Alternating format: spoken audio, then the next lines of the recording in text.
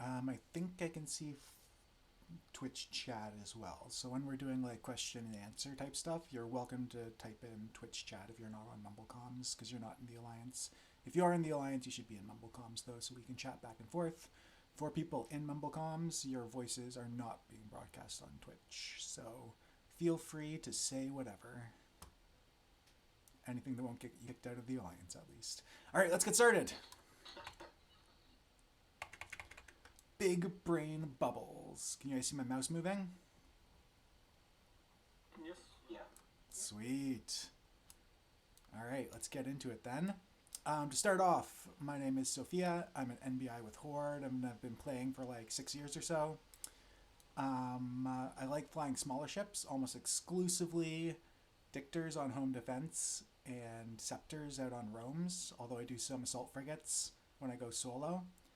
And I kind of just like don't take the game too seriously. It's all fun. I mean, it's fun to like hate the goons or whatever, but I don't actually hate them. I just like get into it sometimes because it's enjoyable, like sports rivalries. And I also want to say that I'm not an expert dictor pilot per se, or at least I don't consider myself one. But if you look over there on the right, I am currently top 10 all-time kills on the Eris, which someone pointed out to me a couple days ago. So maybe I do know what I'm talking about a little bit. All right, continuing. So the plan for today is basically, it's hard to explain dictoring without like getting the cockpit view. So you'll get to be like seeing what I'm seeing and seeing what I'm doing. And then we'll have a chance to talk about like why I'm doing what I'm doing and where I went wrong and some of the more successful things that I do. We'll also quickly review like what it means to be an interdictor pilot and the game mechanics. However, there is a YouTube video of Dictor 101, which covers the game mechanics like in more detail, and we do run that class fairly often as well, so you can get like hands-on practice with the real basics of bubbling and stuff like that. But I'll just cover it quickly today as well for people who might not know about it. Michael Lyon hears other people. Does someone in chat want to try saying something? Something. Test, test. Did you just hear something or test, Michael Lyon? I think it might have just been because I was holding down my push-to-talk key when you guys were talking, so the sound came through. Yeah, speakers, the echo. You did hear them talking. Well, all right, maybe you are being broadcast live on Twitch. I'm not sure. In that case, don't say anything you don't want people to hear. All right. So, part of being a dictor is that you need to be a team player. And a lot of times you'll hear FCs asking for like dictor alts. And the reason for that, rather than like maining dictor, is because a lot of the time it's kind of, I don't want to say boring, but you might be away from the action. Like if there's a system where there's a fight going on, the FC might have like 6 dictors in fleet, and if there's 4 outgates, like he might send a dictor to every outgate just to sit there. And then like the fight happens with the 2 dictors who stayed with the FC, and the other dictors are just sitting on the gates waiting for anything to happen. So you aren't always sort of getting in on the action. You also get killed very, very often, and very, very early, very often. So like a lot of the footage I'm going to show you is like, all right, the fight's starting. I dive in, like lock down the enemy fleet, bubble them, and like cause the fight to happen. But then I die, and I'm just sitting there in a pod, like watching the rest of the fight. You also don't get on many kill mails. We'll talk about the mechanics for that in a sec. And it's kind of expected for dictors to like do their job, even if it's really hard. And like if there isn't a bubble, everyone is just like disappointed. It's like, why wasn't there a dictor there? Even if there's like none in fleet, they'll still be mad at the lack of dictor pilots.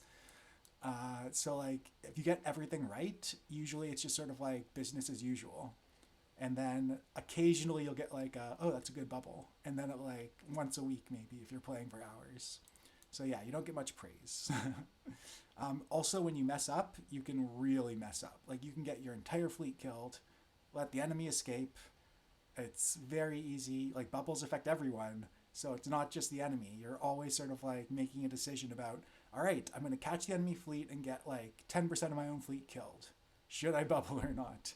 And then even if you like bubble and your fleet wins the engagement and it's all thanks to your bubble, there's still going to be those people who you got killed who are going to be pissed at you if they are a little bit hot-headed. You're also often acting independently, so you have to be like ready to act on a moment's notice. Like you have a fraction of a second to decide whether you want to bubble or not, and you have to understand not just like the immediate area of the bubble, but like everything else, where reinforcements are coming from.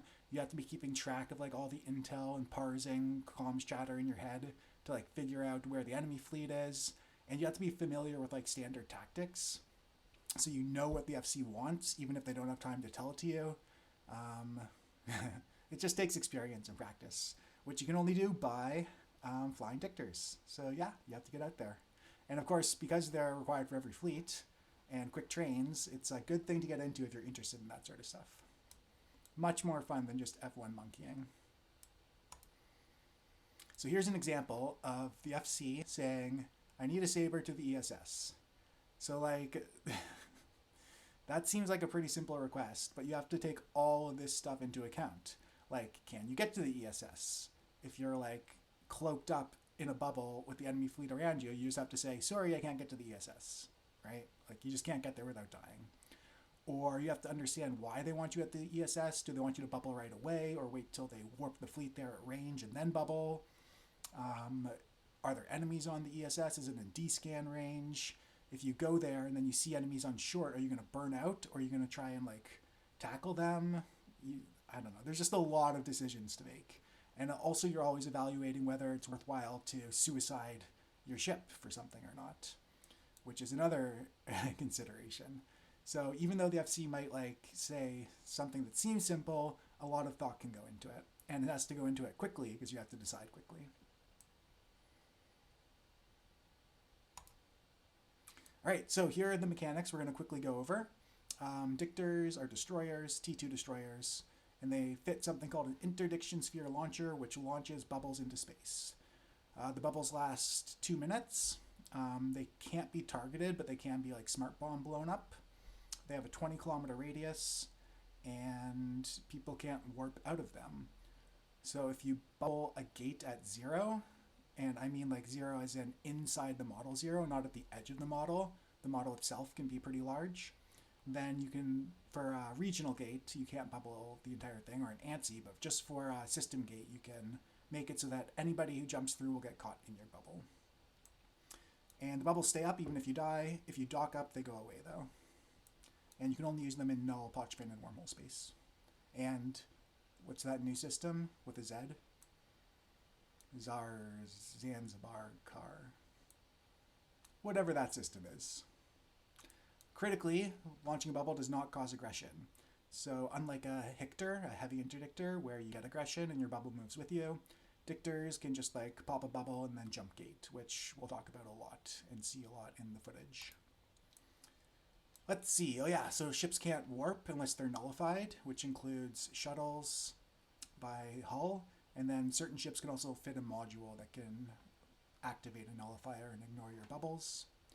And warp mechanics, when you finish aligning and enter warp, that's when it's determined where you're going to land when you come out of warp. So anything that changes while you're in warp won't affect where you land.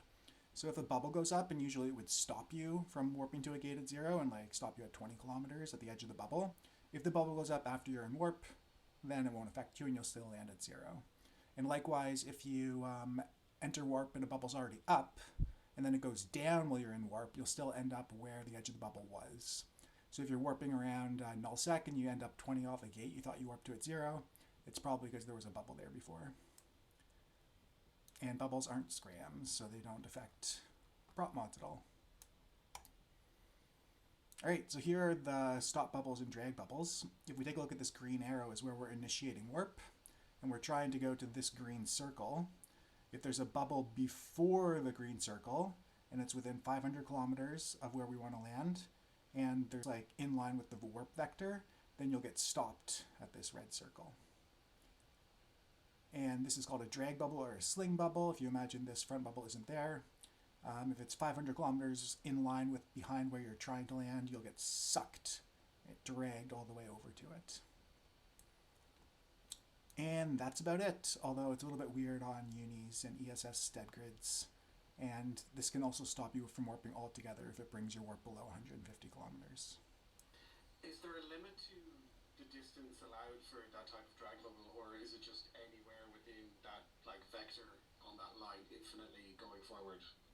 500 kilometers from where you're trying to land. So if it's 501, it can't drag you. Exactly. Perfect, thank you, sir. Yeah, and sorry going through that really quickly, but if you look on my YouTube channel, it's just under Sophia, or look back in New Bean Pings, or I guess I can link it at the end or something. I go over all this for like an hour, if you want to watch that. I absolutely will. It actually says in the pre-ping or in the Horde Squared thing to watch it in advance if you can. Anyways, there's 4 dictor hulls, 1 for each race. So like Glente, Minmatar, etc. It doesn't really matter which one you fly. A long time ago, the Saber was the only good one. So that's why you'll often hear FCs refer to like dictors as sabers. Like, oh, I need sabers in fleet. What they actually mean is any dictor, pretty much. And what you need on a dictor is your bubble launcher to hold your 3 warp disrupt probes. It's a minute reload, and you only have 3, so you kind of have to be sparing with them. You need an MWD for mobility and crashing gate, a cloak for crashing gate, or doing the MWD cloak warp trick, or hiding. A scram, this is mostly a defensive scram. So if you see something coming towards you that's going to scram you, you can scram it first and hopefully get away. And then hyperspatial rigs. So these are like fleet fits, and the Saber here has 2 hyperspatials, so it actually warps faster than a standard interceptor. So if you're trying to get to a gate just in time to bubble, and sometimes it comes down to seconds, then these warp rigs really do help. Plus you can also like get ahead of fleets by warping faster than them and then bubble in front of them. So as I said, the Saber is kind of the best in general still, and it used to be the only good one. The Saber and Eris being the 2 fast ones, the Flycatcher and Heretic being the 2 tanky ones, slower. The Saber has a good shield buffer, which is really handy for catching shield reps in shield rep fleets. And it also, the shields regen naturally, like shields do. The Eris, though, if you have interdictor to 5, is actually a little bit better than the Saber in almost every way. It aligns faster, MWD's a bit faster, it has more variability in its guns. It can like shoot out to point with rails, or can do like 400 DPS with blasters. The only problem with the Eris is that because you have a armor tank buffer, it doesn't heal on its own, so you have to like find ways to rep it up. You'll notice me sometimes flying one with local rep for that reason. Or if you're just doing it like in home defense or standing, then you can always like go over to structures to heal up as well. And then the Flycatcher and Heretic are shield and armor tanky guys. Flycatcher has a ton of mids, and it has really good rocket application, so it's used a lot in solo stuff for scram control kiting. But we're not talking about that today, we're focusing on the fleet fits. But as I said, all these are fine, so train whichever one you want. Alright, so one of the things about dictors, as I said before, is like evaluating your own value. So usually you do want to stay alive as a dictor. I mean, you're a pretty expensive ship and you're important, so you want to stay alive to be able to keep bubbling. But if you're in like a huge hack fleet with like 400 T2 cruisers on each side and like dozens of dictors in each fleet, you're now like a cheap disposable ship who can go in and like scram the anchor and die, and everyone will be like, yeah, don't worry about it, it was just a dictor, not a hack. But then if you're like on a Thrasher or Cormorant roam and you're the only dictor, your ship is worth like the entire rest of the fleet, and if you die, the roam's over because there's no way to like catch people on gates anymore.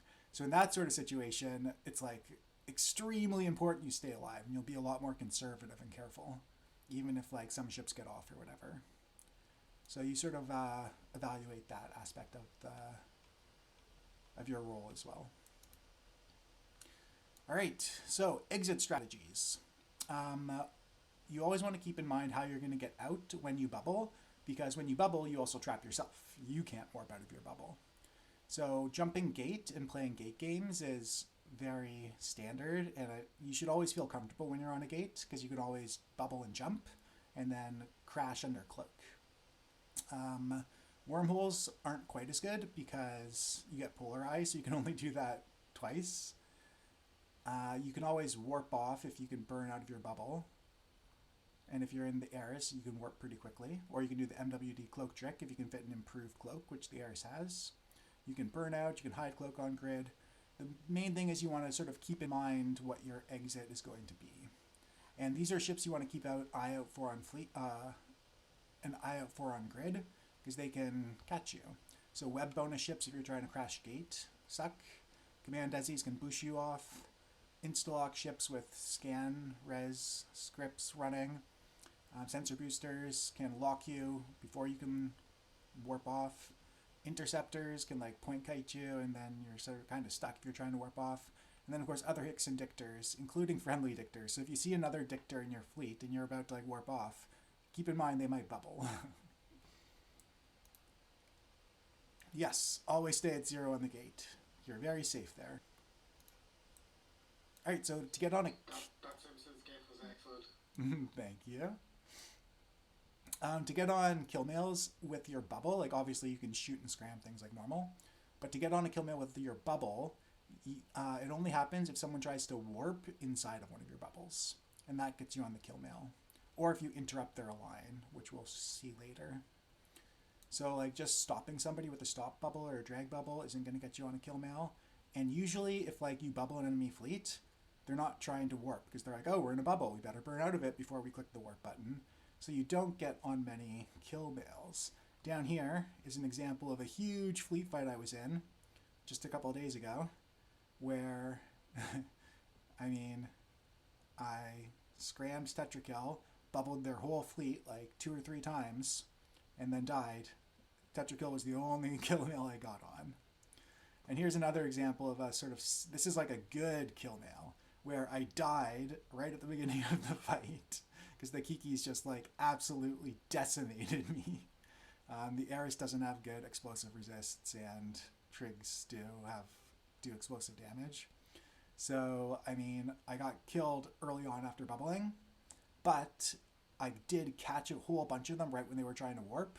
So over the next few minutes, as my fleet killed them, I did get on all these kill mails, even though I was already dead. So these are like the kill board things you can expect. Good kill board, also good kill board. Sometimes you'll just get killed and you actually like did an amazing job and got the fight. All right, let's actually dive into some footage now. Are there any questions before we start doing that?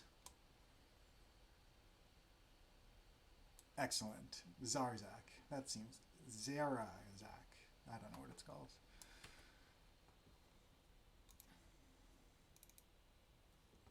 All right. So what we're going to do for these first couple footages is sort of show what it's like flying a dictor on grid in a fleet.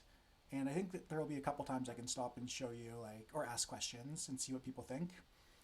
For now, though, this one is back in the war in the summer. I say summer, I mean like July and August, or August and September of 2022. When we were down, this would have been when? Before, this is when we were like defending Fireco from goons or something, I think, down in Deterid. Anyways, I'm in a Saber, and I'm jumping into system with my fleet. Sec is FCing this one, and he just gave the command for dictors to warp to the Antiplex, and that's the last command that Sec gives to dictors in this entire fleet. So everything else from here on out, you just have to know what you're doing. And I have no idea what I'm warping into on the Antiplex, like 0 idea. It was just a flash form, and I'm just warping to the Antiplex like he said, and then I'll figure out what to do when I get there.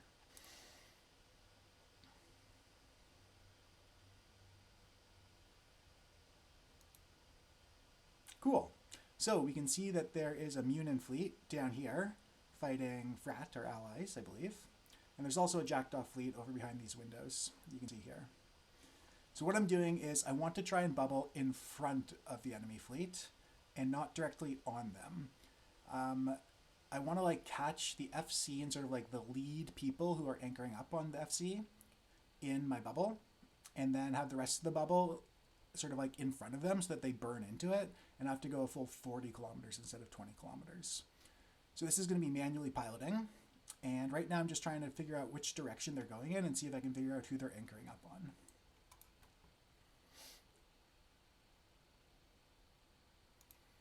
You can see their velocity vectors, like these green arrows, and I'm starting to pick up that they're heading over to the left a little bit, like down here. So I'm going to burn off in that direction. Sec just said take warp, so like the fleet's now warping to the antiplex, and I'm now burning in.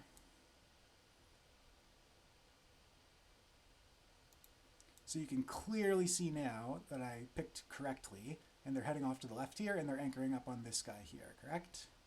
So my job is to like put a bubble in front of them, just sort of clipping the edge of their anchor.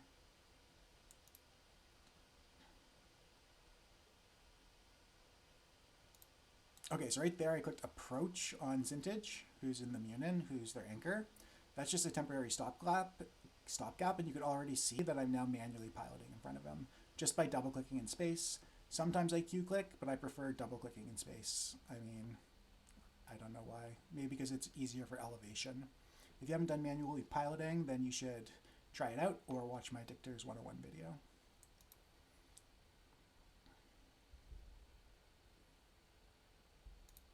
All right, something else that you would have heard on comms here.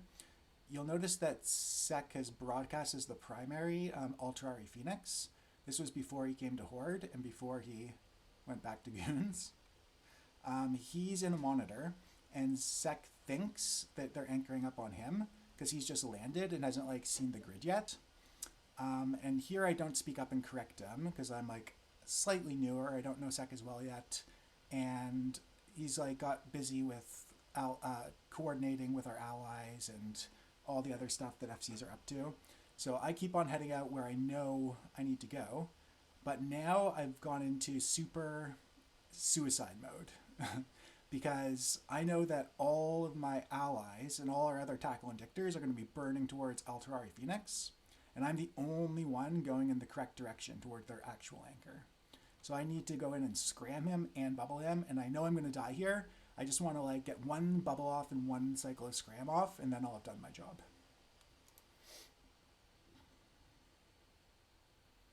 So still burning in, trying to do angles so that I get in front of him more. All right, so Sec's corrected it now. He noticed that he's anchored up on him, so he's redirecting people towards him. But you'll notice this guy down here, this is like another dictor in my fleet. He's still burning towards like Alterari. So I'm like the only one out here being chased by jackdaws. Oh, sorry, I stopped talking there. How much did you hear? There's this guy. The last like 10 seconds. Okay, sorry about that.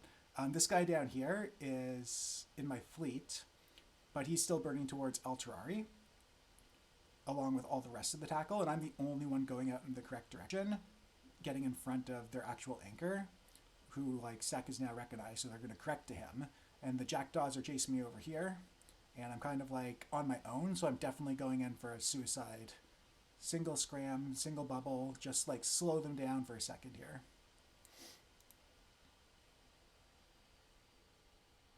So he's turning into me now, and I start approaching him. All right, and I want to bubble when I'm about 20 kilometers away from him.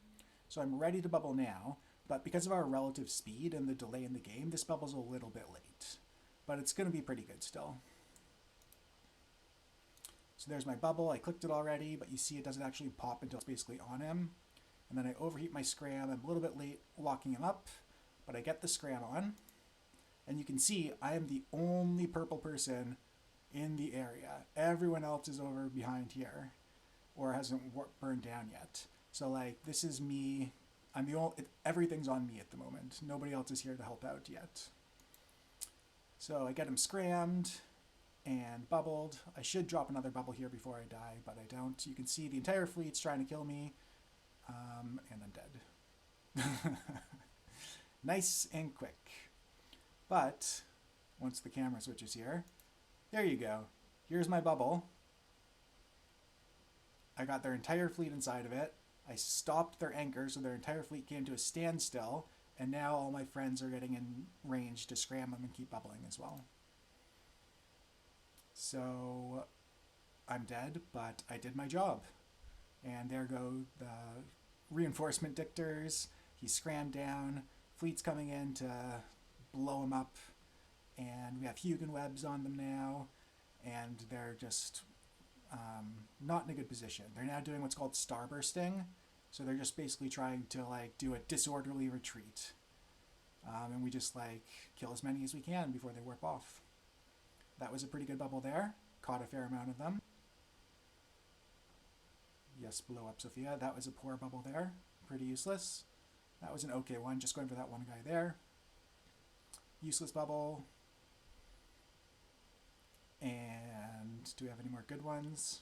Oh, 2 useless ones. That's the good ones. Yeah, that's like connected to the back ones, but still out in front. Anywho, and then we just clean up here. So, any questions about that engagement? I'll play it just so you can see how fast it actually happened real time here. Okay, there. I'll just let it play out. But yeah, so this was like a successful dictor mission, and like they could have warped off if I hadn't caught them here. I mean, that's what dictoring's all about. And I was not listening to the FC because I knew what he actually meant and what he actually wanted me to do. And I mean, not perfect execution with a late bubble and late locking him up, but not too bad at all. It got the job done.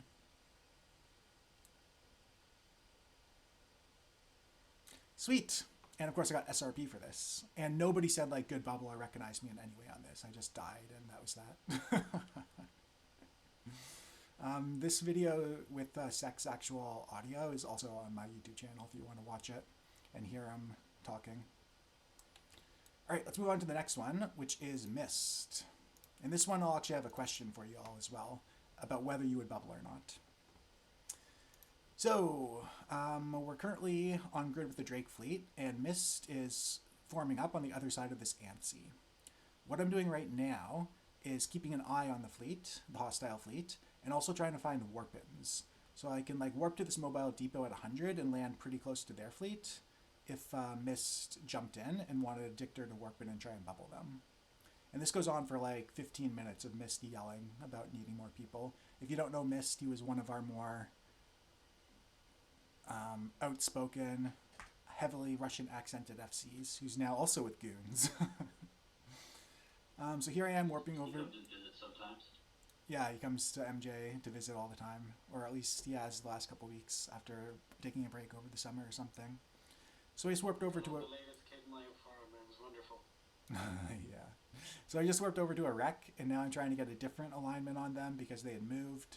So now I'm looking at. Have you bookmarked that wreck? Did you save that spot, or is it just a throwaway position? I don't remember what I did. I might have bookmarked it off screen and then cut it from the video because it took like 15 minutes of me bouncing around. So now I'm looking at warping in on the Antsiplex. There's also a body here. You can warp to those now. You used to have to bookmark them, but now you can just warp directly to them. So basically just trying to get a warp in. All right. And now the enemy fleet is warping. So I C-click on one of them to track where they go, and they're going to the ESS. So Mist says jump and warp ESS, our fleet's warping in, and dictors are going ahead to see what's there.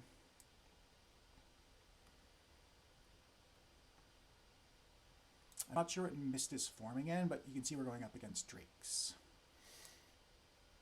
All right, so Mist said on land, bubbles up.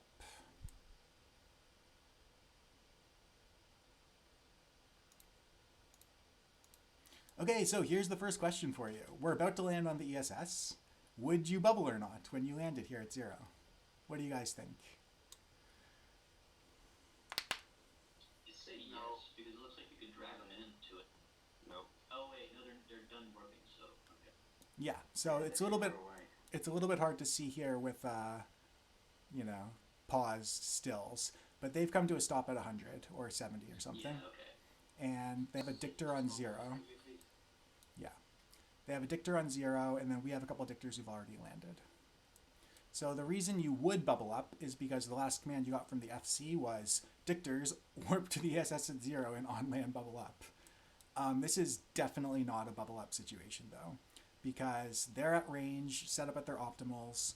All we're going to do when we land at the beacon at 0 and bubble is bubble our own fleet, right? So you would definitely not want to bubble here. Of course. How often do you have to make calls like that are just completely contrary to the FC order? Like, it seems like it would be a balance between not pissing them off and then not blindly following orders, right? Yeah, I don't know how to describe it. It's like a trade-off. I guess, practice. Yeah. It also depends on who the FC is. So, like, if I'm flying with some FCs, they, like, trust me a lot more. Or I guess most FCs do. But sometimes... And, like, I can't actually be sure that this isn't a bubble up situation. Like, Miss might have secret intel that there's, like, a Jackdaw fleet a system over that's also about to jump and warp the ESS, so he does want to bubble up. But yeah, I get you. That's pretty rare. This one seems pretty clear-cut to me, that he just... When he said dictors on land bubble up, what he meant was dictors on land, if it's advantageous to do so and you can bubble the enemy fleet, then bubble up on land. He just didn't actually say that. So as we land here, we can see that the hostile dictor is already bubbled, and then our guys start bubbling, which is a waste. I'm just aligning out, turning on my prop, and getting the hell out of dodge. I do lock up this Eris, but I don't fire... Oh, I do fire on him to try and whore on a kill mail. But you can see Mist is now yelling, no more bubbles, get out, align out, stop warping in. And he's just sort of like panicked. Or not panicked, but he's trying to get the fleet off. And I'm just like, later dudes, and warping away to leave them to their fate. Alright, so this is the same fight a couple minutes later, and this time I'm with the fleet, and we're aligning to the ESS. And we're in warp to the ESS. I bumped a little bit there. And again, take this warp, bubble on land. Let's see if we do it or not.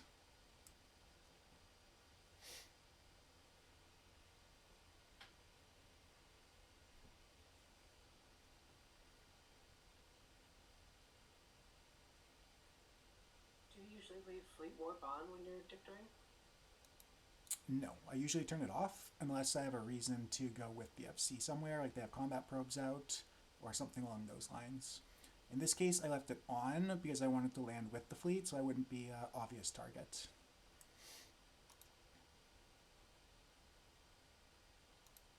Alright, so we've landed on the ESS at 0. The enemy fleet is about 20 kilometers away.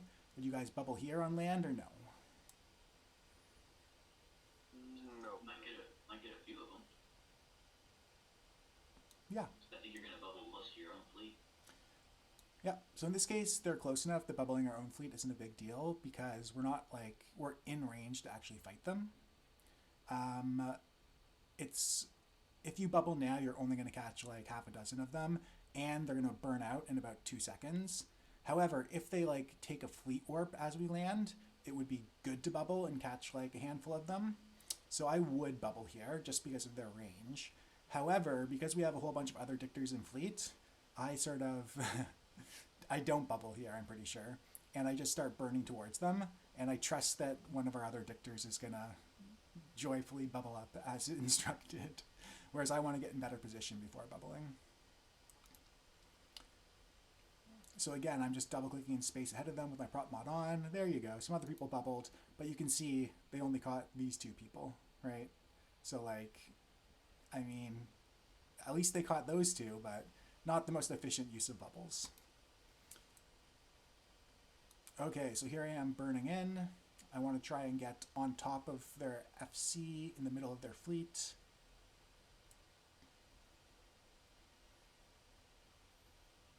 So there's my first bubble, dropped right on their FC to catch ahead of them, and then all of the main fleet. And then I keep burning ahead, and I'm going to try and connect another bubble with my previous one, so that this monitor is burning into a bubble as well. So there's my second bubble, and now I'm going to turn back in on them, and go in for a scram.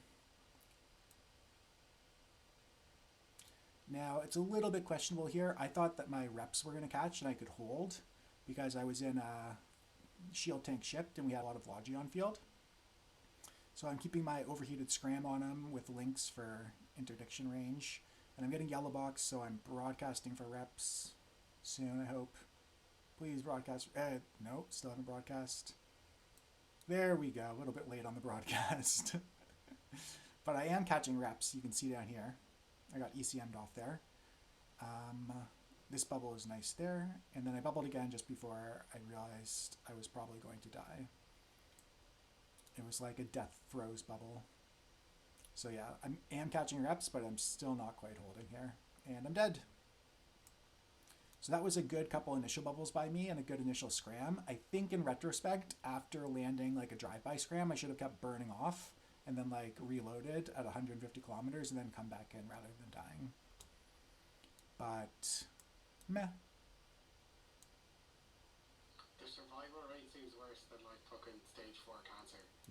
Yeah.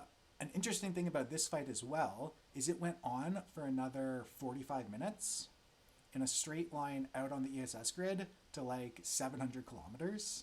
And because it went on for longer than the 15-minute aggression timer I got, or the 15-minute combat log timer I got, scramming their monitor, I got on 0 kills in this fight. Because the monitor didn't die until the very end. In these situations, how often are you reshipping into another dictor to kind of come back and keep helping, or are you waiting for FC specific orders or something like that? Usually I'll reship. I just remember in this case I didn't, and then I looked at my kill board. Or wait, no, I must have reshipped. Oh, I reshipped into a command desi, I think, because they were burning off so far on grid. I wanted to be able to boosh. Or maybe it was a scepter. I can't remember. This was a couple years ago as well. All right, moving on. It's always we've been 45 minutes already, and we're only on 3 of 17 or something. Okay, this one doesn't have a would you bubble or not situation. This is just showing how you try and keep the bubbles on the enemy fleet by bubbling in front of them. So we're fighting a Cyclone fleet, and you can see I'm sort of like hanging out about 40 kilometers in front of the enemy fleet, and I have already dropped a bubble at some point and taken some heat damage and stuff. I think we can just let this one play out. So I'm basically just burning, waiting for them to get out of the bubble, trying to keep out of their range, and then circling back in. Okay, that bubble bought me a little bit of time. And then I'm trying to get, oh, that bubble is a great bubble, bought me even more time. And so now I'm perfectly in position, and I drop my bubble. And this is sort of like what you're going for, right? A bubble that's just connected to the previous bubble that they're about to go into. So now these guys have to burn 40 kilometers in a straight line to get through my bubble. As opposed to if I'm bubbling back here, then they only have to burn like 10 kilometers. Why would they bother to continue on a straight vector through the longest path instead of just going like, you know, directly up at an angle there? Do you see where the two curves like hit each other from the edge of the bubble? Yeah. So these are bigger ships, so it takes, and they have their props on, so it takes them time to turn. They don't want to come to a... And then they would lose all their transversal and velocity. Exactly. And they don't want to stop and turn, because then they come to a standstill and they get smoked by their guns. A realistic choice in that context for UFC. And if the guy starts like, if the anchor starts doing like a gradual turn, then like all of these guys will get sucked into it as well. I think he does turn here, but we'll see what happens. With everyone following him. Yeah. Also, this is sort of like a preliminary, I'm out in front, but we also have dictors in behind, so if they do like start squeaking out the sides, then they can fill in the gaps, and I think that happens here.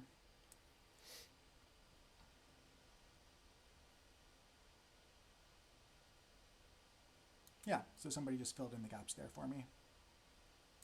Very nice. And we got ordered to warp off here, I believe. Oh no, okay, they're burning down now, so I'm correcting to burn down, and I think I drop another bubble below. Nope, okay, we're warping off. I think FC disconnected or something. So I activate my, oh, I get webbed into warp to safety. And you can see how this fight went, right? Here's the gate, and here's the giant line of wrecks. And like, there was a bubble snake going all the way down here. To the dip. Yeah. And then we all warped off to safety. All right, this is the same fight a couple minutes later where we're going back in to engage them. This one I'm just going to let play because it's an extended fight. So yeah, it's the Cyclone fleets, and it turns out that they are afterburner fit as well, which I don't think I realized until later on in this fight. So I'm holding cloak here, even though I'm letting the rest of my fleet decloak before me, because these guys are what you sometimes call self-tackled, and that is they're interested in fighting, they're not warping off, so we don't need to like suicide dictors into them. Like they're just burning in, intending to fight. So you want to hold your dictors back, and then only go in when it looks like they might be trying to escape or something. I think I went in for a drive-by scram here because I didn't realize they were AB yet, and then bubbled them while I was at it for just in case they did try and warp off. And the point of the scram in that case is to like cut someone off from the pack by disabling the micro warp drive, right? Correct. Well, that was also who I thought they were anchoring on initially, although it looks like it's this guy here maybe. Anyways, you can see one of our dictors has wobbles loaded, web bubbles, so it's slowing everybody down, which is great. And all we're doing here is trying to keep them bubbled now that we've got them slowed down and we're like winning the fight essentially. So we think they're going to start trying to escape now, so now we're trying to keep like the whole area bubbled and not let any of them off. And again, I'm just sort of like flying around outside the bubble so I can warp, trying to make sure nobody gets out. What does overheating your interdiction probe launcher afford you? Does it make the bubble bigger? Does it reload faster? Like, what's the advantage? I don't think it does anything. Maybe it lets you do it like faster, like on this. After you launch one, there's that green circle. Maybe it does that faster, but I've never noticed. I've never overheated it. One other question is, do you ever think about the moment, because you can only fit 3 probes, like the point in time that you choose to reload? Yes. Because it takes 60 seconds. In fights like this, like, are you just using your 3 bubbles like as much as you can and then kind of just waiting out the 60 seconds, or do you try and think more tactically? Yeah, so like right here I'm not bubbling, and because I'm scramming him to hold him, and I'm waiting to bubble their entire fleet, but then I have to launch it because I have to go back or something. Or there was 2 of them now. So now I'm on reload, which is unfortunate. But yeah, I do think about that a lot. Reload takes 1 minute, so it can be useful if you're like bubbling the ESS or something, to use it almost as a timer. But yeah, you try and save your bubbles. I think the main thing is just not bubbling where there already is a bubble. Is like the biggest waste. Otherwise, you have like that one there. I don't know about that one. That one was okay. It's sort of in front of them, right? So here I'm catching shield reps, even though I'm in a Eris armor repped blaster mode. I'm just trying to scram things while I don't have bubbles, because I'm not dying too badly here.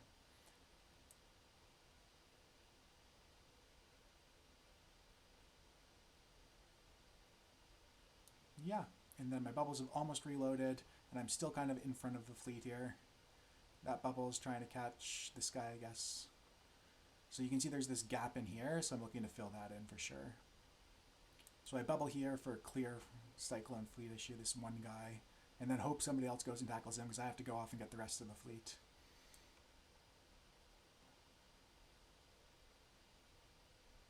So there's a nice central one. This guy's burning into it. And you can see how we're just sort of like, as they turn back and forth, we're just trying to keep like the whole area bubbled and catch as many of them as we can.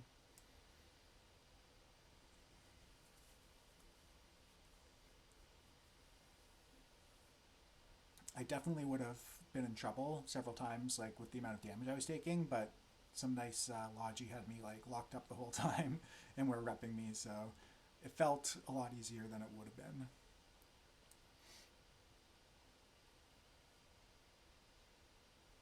Alright, and then we just finish these guys off, I'm pretty sure. Nothing else interesting happens.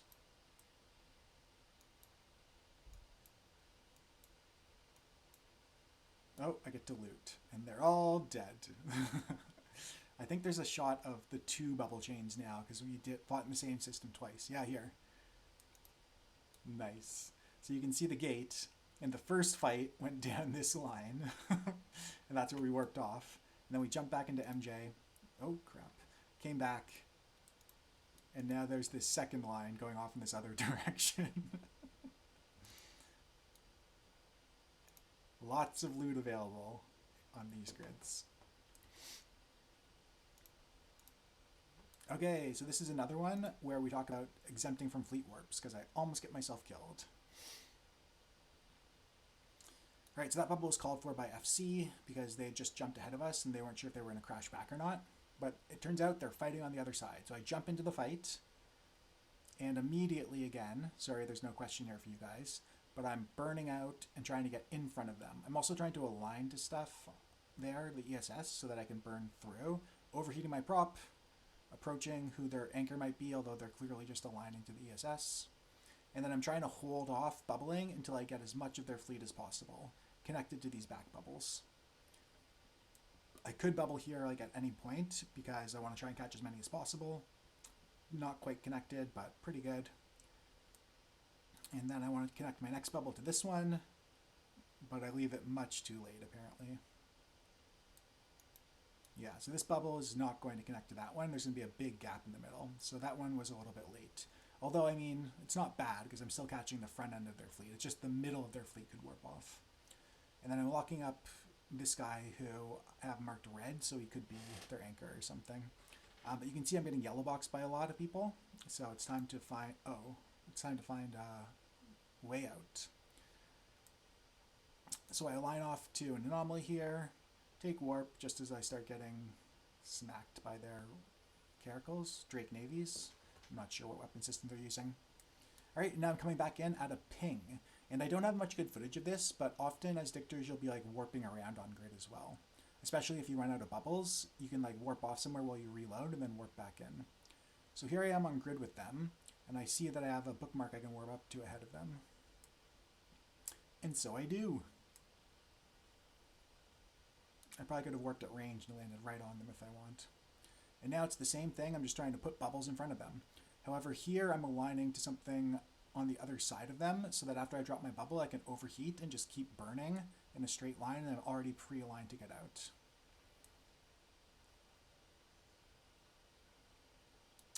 I start taking a ton of damage from these T3C, so I've bubbled.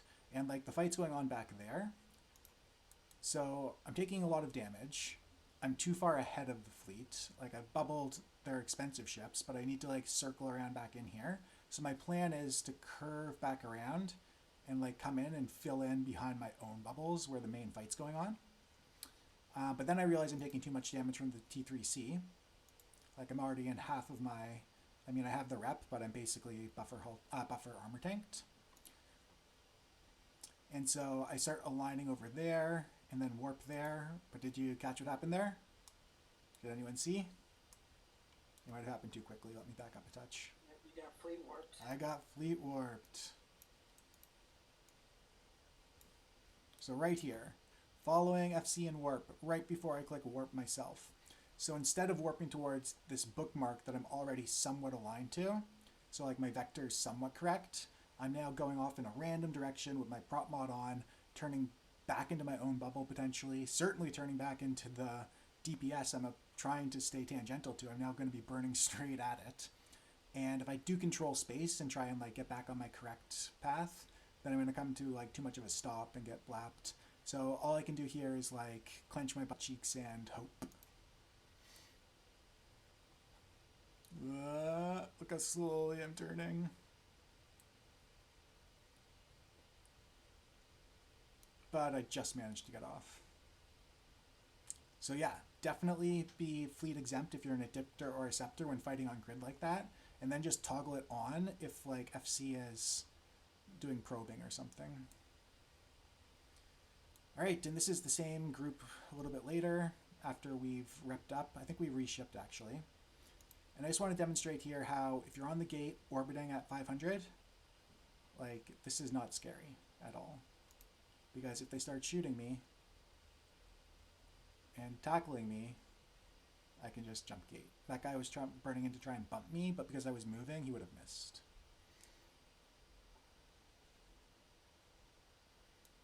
And I'm immediately trying to get back into system because I want to be in on the action.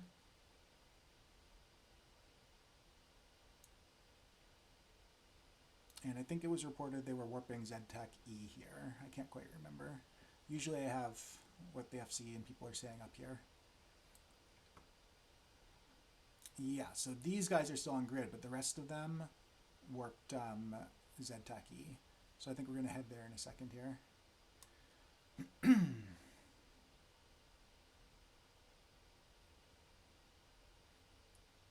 Because I'm in a Saber. Oh yeah, I did refit because I'm in a Saber now. Because I'm in a Saber, I don't have sub 3 second align time like I do in the Eris. And I have a prototype cloak instead of an improved cloak. So I'm deciding here before I warp to ZTAC E whether I want to try and do the micro warp drive cloak insta-warp trick or just try and warp. And I decide to just try and warp because doing the trick will get their attention on me. And then they'll be like waiting for me to decloak and trying to lock me up.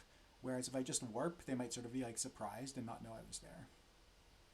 So I just warp and hope that that malediction doesn't try and tackle me.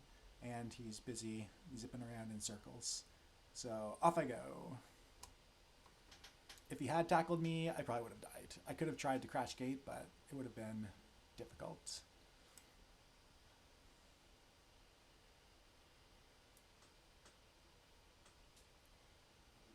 This is the last big sort of like fleet engagement I have. And then after this, we'll look more at what would you do in standing fleet and smaller stuff. And then some techniques as well. I wonder if I can do faster playback. It's only 2 more minutes. All right, so we're in, where are we? We're back MJ for some reason. All right, it's a little bit later, and we're warping to the ESS to fight the Caracals or Drake Navies. I don't remember what we're fighting anymore. But there are hostiles on the ESS.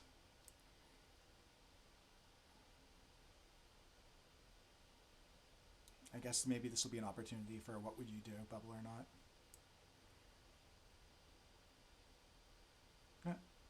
Pod's coming with us. Out of fleet. He tried to leave fleet, but got the fleet warp first. Slowed us down. Alright, would you bubble or not? As you can see, there are already a shit ton of bubbles. But the enemy fleet's at 0. So this is going to be in... Yeah. And then start trying to figure out where they're going. Yeah, so we can see that this guy here is probably their anchor because he's actually burning out. Or this guy here, I guess. But the red ones are usually more likely to be anchors. Slash, I mark people red if they're anchors. So when you first come out of warp, okay, now you can see where they're all going. When you first come out of warp, you have a 10-second invulnerability timer where nobody can target you until you move, or 10 seconds runs out. So you can make use of that while you're sort of taking stock of this. But we can see they're all burning after this guy here. So I'm going to want to go in that direction and try and bubble in front of them.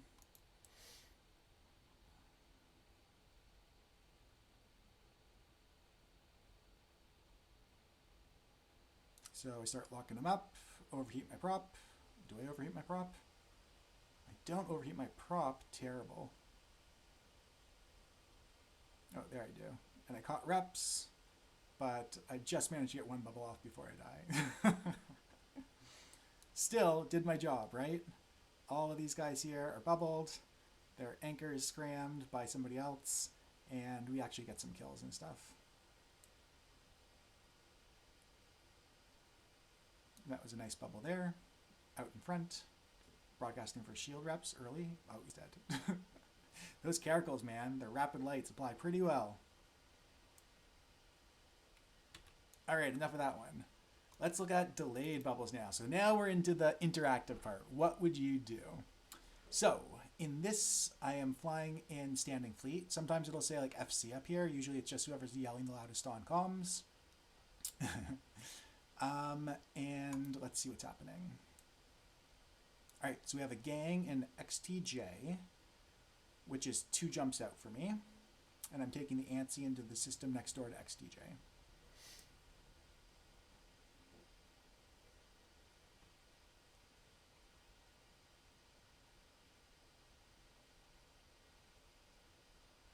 Alright, so now I'm in warp to XTJ, and I'm informed they're landing on the gate of the system I'm currently in. So there we go. These are their gate flashes jumping into me, and we can see locals filling up with neutrals. So again, having these like warp rigs and quick aligning is important. Like I'm getting here exactly at the right second, right? Seconds do matter. If I was 2 seconds late, they would have like loaded grid and could have warped off, all sorts of stuff.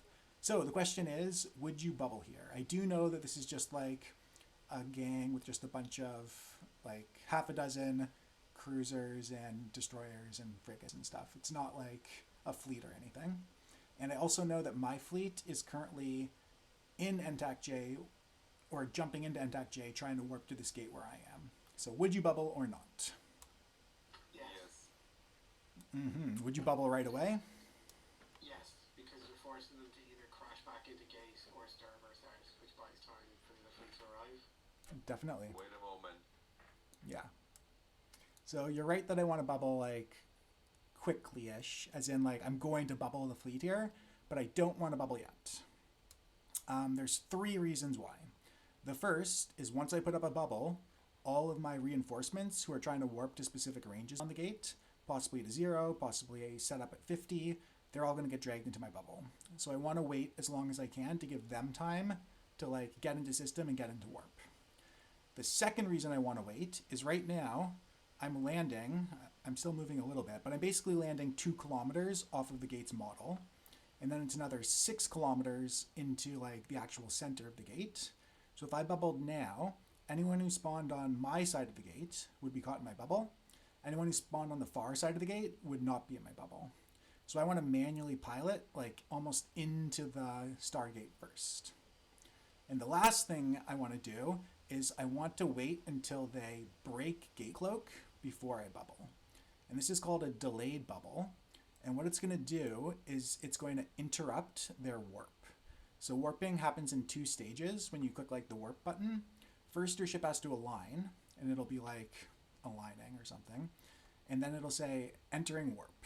And once it's entered warp, bubbles won't do anything anymore. But while they're aligning, if you drop a bubble, it'll interrupt their align and they'll come to a stop. So by doing that, it's going to make them very confused. Like they think they're entering warp and all of a sudden, oh, wait a second, I'm just standing still in this bubble. They're not going to be like immediately crashing gate, immediately burning out, immediately ready to fight. They're just going to be confused. So we'll see that in action here. So first I'm approaching it because I have one. So your moment to like actually trigger the bubble is just when you see the first guy's cloak wear off and you're close enough to the gate. Yeah, if he's within 20 kilometers and he decloaks. I do have to bubble in advance if they can warp in under 2 seconds. So that's Hecates, Jackdaws, Pods, and some fleet scepters if they're travel scepters. Everything else, you have time to wait until you bubble, do a delayed bubble. So here I am manually piloting into the gates. Prop mod is off apparently. All right, and now they decloaked. And you'll notice these 2 who are 19 kilometers away, if I had bubbled when I first landed, these guys would be outside my bubble at the top, 2 of them at least. The other guys still would have been inside, but those 2 would have been outside. And I want you to not even watch the grid at the moment and just watch their velocities over here. So they all decloaked at the exact same moment, and that means that they're taking a fleet warp, or a regroup potentially, but it's a fleet warp. So whoever's their FC here saw that there was no bubble on the gate, was like, oh good, everyone take this warp, clicked fleet warp, and surprise, I'm going to bubble you. So their speed's picking up. There goes the bubble, and this guy's speed was just 300, now it's 207. And just keep watching just their speeds, don't worry about what they're doing. Going down, going down, going down, and they're all still just sitting still. Like, they don't know what to do. The FCs thought they were off, and now he doesn't have a plan, and our fleet has gotten the chance to warp to 0, so that they're in position to fight. This guy has had a chance to warp to range, so that he's in his optimals, and they're all just sitting still. Still, that's funny. Notice also I don't have aggression from that bubble, so even if I was here alone and they all started like shooting me, that would be great. They'd be taking aggression inside my bubble. I could just tank it for a bit and then jump to safety. The flycatcher is the most experienced of them. He's already locked me up and is moving again, and is actually target painting me. But like, look at this Caracal and Coercer. They still haven't done anything. So the Federation Navy Comet's moving now, but like, Caracal's still not moving, Coercer's still not moving, still not moving, still not moving, still not moving.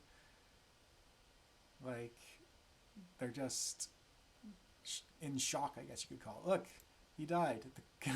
The Coercer died before he moved after he thought he took the fleet warp. Anyways, you can watch the rest of the fight here. I'm just holding my aggression in case any of them try and crash. They've all red box now and they're going to die.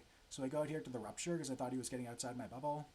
I accidentally bump him, so I just throw up another bubble in case he gets out as like a backup. And I'm still holding aggression. I haven't actually shot anything to horror on them yet, just in case anyone makes it back to gate. And they're all pretty much dead now.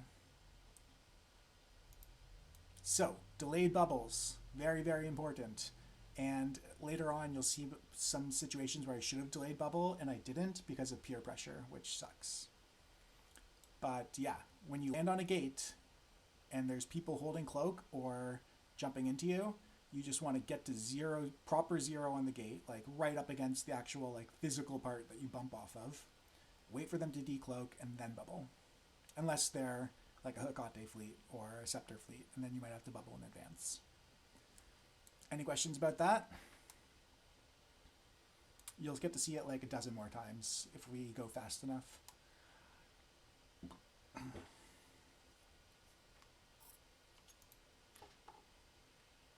Oh, maybe I actually jump system here to see if there's anybody on the other side. I do! Look at that. How noble and team player of me to check the system rather than whoring. All right, here's another example of delay bubble. I'll just let this one play out. I'm just, I have a Heron in system with me who's been like scanning and being reported on Intel, just some new bean. I really shouldn't brag about this one. Anyways, I jump into the system that like I know he's going to next, and I just reapproach the gate and sit on it at 0.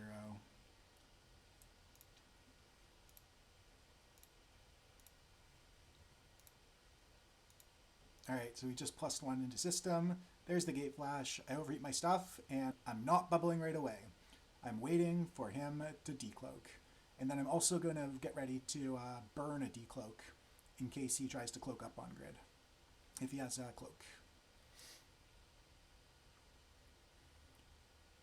So again, if you watch his speed when he decloaks, you'll see it go up and then back down. He actually responds pretty quickly though and starts burning to gate, but I have rails, so I'm able to get him. So speed goes up to 219 and then back down to 0-ish. But then he starts burning towards gate and turns on his prop mod. And at that time, I managed to scram him and start applying my scram range DPS. And he dies, and it looks like someone else is helping. So it wasn't a solo kill. But that's just sort of like the same idea of delayed bubbles, because people try and warp rather than crash or burn. Just a quickie. All right, time to see me. Can you swear on Twitch? Is that allowed? Yes. Time to see me shit the bed. This is the worst mistake I think I made. Okay, it's probably not the worst. I've gotten people killed, I'll show you later. But this is the one where I affected the most people. And it hurts, but it's pretty funny in retrospect. All right, so I am jumping into OJT from TDP, and there's Caracals reported around here somewhere. And there they are, I found them. Dave's on the hunt. Oh, they're actually on grid. They're over on, I don't know where they are, but they're warping to the sun? They're warping to the sun, I guess. Okay, later on, we find out they're landing on TDP.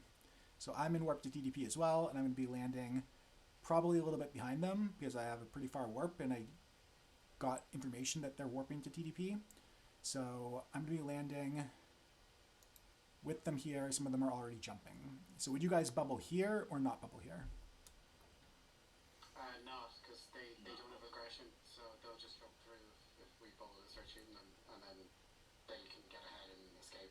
Yes. You have another fleet members here too. Right. So most of my fleet is in TDP, warping to the OJT gate. So you definitely could bubble here. do a like bubble jump bubble technique in case they crash back, then you already have a bubble set up here. However, there are a few people, Dave especially, who I don't want to stop from coming into TDP and helping out. So you could also not bubble here. It's sort of like 50-50. A bubble's good in case they crash back, and no bubble's good because you have friends warping in, a couple friends warping in, like the scouts, plus their caracals, so you can probably get back to the gate and back to the gate again if they do crash. Anyway, so I consider bubbling and don't, but as I said, either would be fine.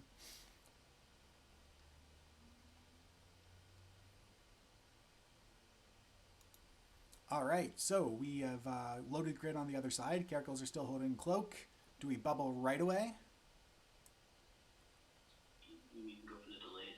Exactly. You want to go for a delayed bubble. So you want to turn your prop mod on, approach the gate, wait till they decloak, and then hit bubble.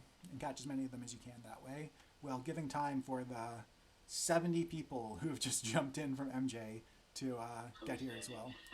Exactly. All right, so, oh my god, the shame is about to begin. So it starts off well enough. I'm approaching the gate with my prop mod on. There they are, and I go to click bubble. I'm only going to catch 3 of them, maybe this wolf, but it's better than nothing at this point, right?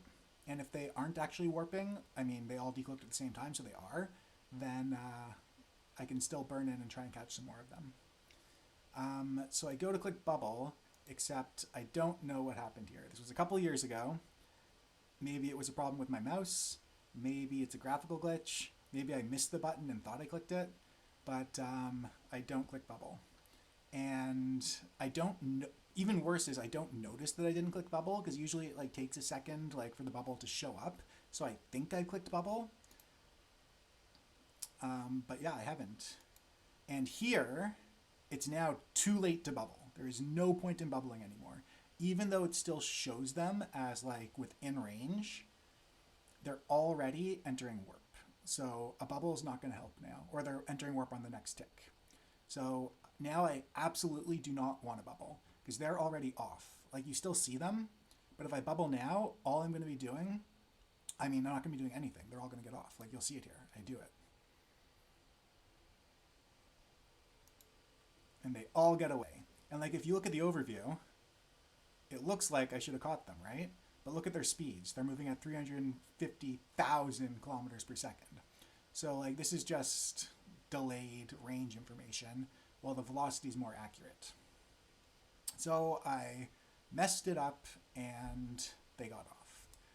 And now you might be thinking to yourself, like, oh, that's not that bad. Like you just missed them, whatever. It was a good try.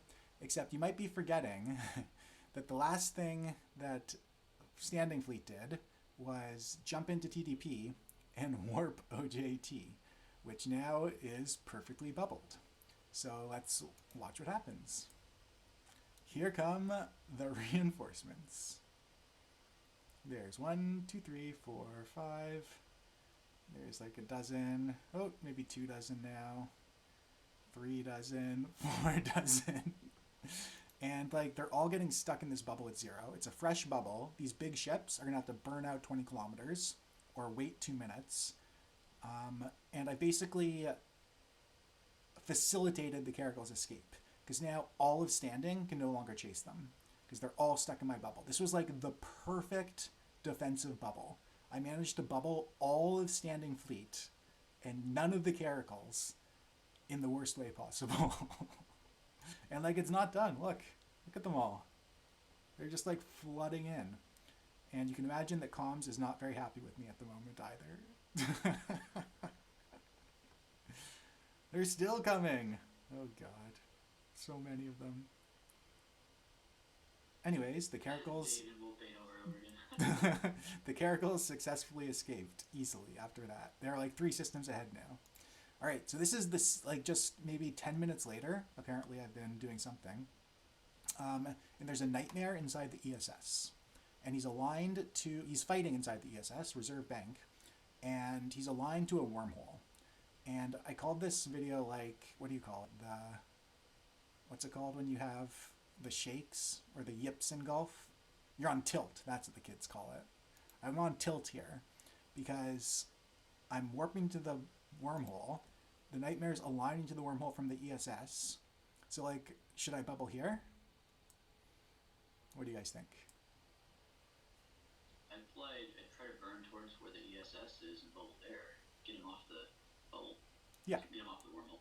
So I want to definitely bubble the wormhole at 0 so that if he pings off, he can't get out the wormhole. He'll land at most 20. And we should also do a stop bubble towards the ESS. You're absolutely correct. Nice. And then, like, keep so that he lands, like, 50 off the wall. And then we can just fight him in open space and he can't escape. However, for whatever reason, I'm probably still thinking about those damn caracals. I just don't bubble. And it's so painful to watch. Like, the only reason I'm here right now is to bubble this wormhole and prevent this guy from getting to it at 0. And, like, there's a saber here, too, or something. He should be bubbling as well. And I have no idea what I'm doing here. Like, I'm doing nothing. I'm just going to be watching him, like, burn out and go through.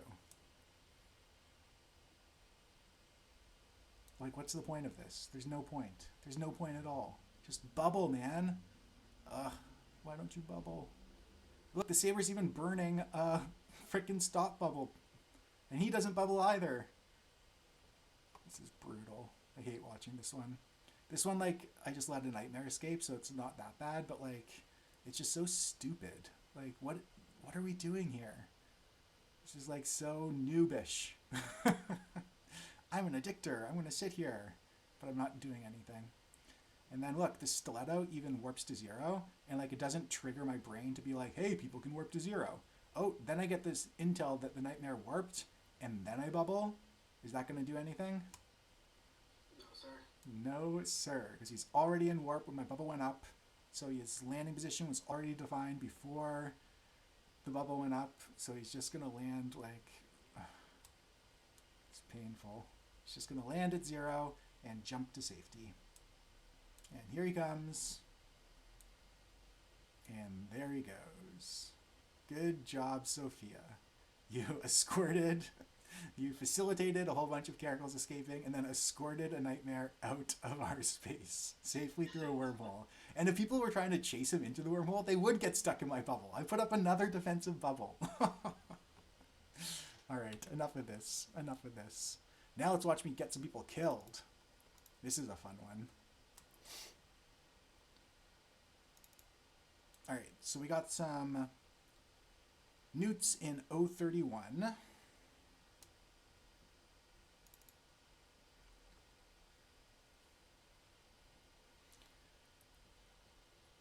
And I am... Oh, okay, so here we are. We're on a wormhole with a Sleipnir, and we landed... It looked like it was bubbled before, because we landed 20 off the wormhole. So, what would you guys do here? My fleet's coming in, they're going to come to the wormhole and help. The Sleipnir's on the wormhole at 0, I landed 20 off. I think I would burn towards the wormhole and maybe try to catch him on the other side if people are interested in doing that. Yeah, that's certainly valid. He's also actually not on the wormhole, he's about 10 off, it looks like here. Question is, how big is the wormhole? No idea. Yeah. Big enough for a Sleipnir? Yeah, is it crit or something? Yeah, that's true. So my main idea here is I want to survive. So if I try and, like, I could probably warp off in time before he could lock me, but then I'm not here to help out. And I could try and quickly cloak, but he's probably, as a Sleipnir pilot, pretty on the ball. So he'll probably be able to lock me before I can cloak. So what I decide to do here is burn into the wormhole, so I have the option of bubbling him. And more so, I'm just trying to get into the wormhole to get safe. Yeah, the only thing you have to worry about is transversal there. If he locks you, depending on what he's got. Yep. So what I do is I burn for the wormhole. And turn on my prop. He puts up links. He's yellow boxing me, and he's blasting me with 425s. Fortunately, Holy crap, yeah, we're pretty fast and tanky, and he didn't have any scram or anything. So I managed to crash the wormhole. And the first thing I do inside is report that there's a Tengu, and D-scan is clear. If you don't know about D-scan, watch my D-scan and hunting video. So I bookmark the home hole for all of my friends if they get pushed in and forced off. I think you might be fucked up. I'm only 2,000 off this hole, so I'm probably okay. You can see there's a lot of comms chatter as well.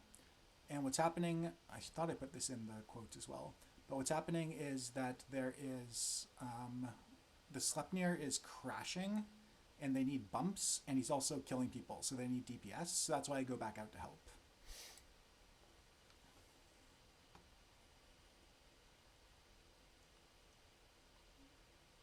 So I miss my bump, but I start getting some DPS on him. Looks like I reload. Probably a questionable call there.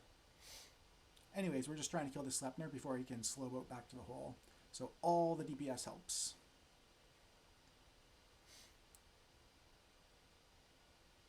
And this is just a pretty straightforward kill. Notice that I'm... Oh, well, I guess I can ask you. Would you bubble here or no?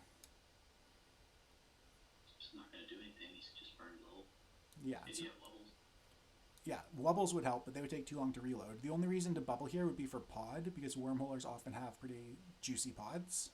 However, I'm very hesitant to bubble on a wormhole like this, because we know there's a Tengu inside, and D-scan was clear, but we don't know, like, if this guy has friends who are, like, on their way or not. So I want to try and avoid bubbling my own fleet in case something scary comes out of the wormhole.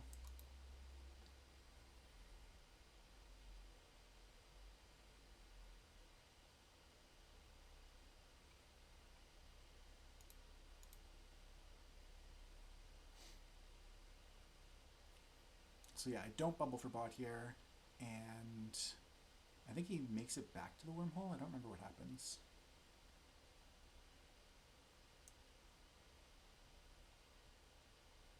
Alright, so now we see there's another wormhole splash.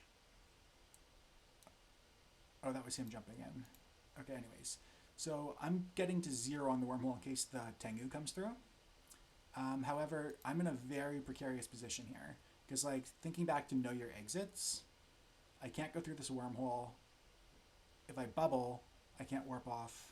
I could try and cloak if I burn away from the wormhole, 2,500 meters. But it's kind of scary sitting here. At least until my polarization wears off. And then we start getting pluses in from the wormhole. Now, all I had reported to standing was that there's a Tengu inside. So we don't know all that's coming through, and I don't think we have eyes inside right now. However, people on comms start yelling, "Here they come, bubble up, let's fight, let's fight." And I was about to align out and warp off, because I was like, screw this. But there we go, they're yelling for bubbles. So I give in to their requests, and I bubble, and then get the hell out of Dodge, because I don't want to stay around, even if they want it bubbled. Now, they already have a curse, which isn't great, and some other ships coming through, 2 Drex. Yeah, so I'm warping out. And if you look at D-scan, just as I'm getting out here, you can also see they brought in a Kronos, another Drek, a Phantasm, a Broadsword. Yeah, so basically, the people on the hole are fucked. I'm safe, but I got on some really blingy kill mails in this fight. They were all friendly, unfortunately. And like here they're sort of like laughing, and now they're like, uh-oh. I think they say uh-oh. Why are you paused? Play.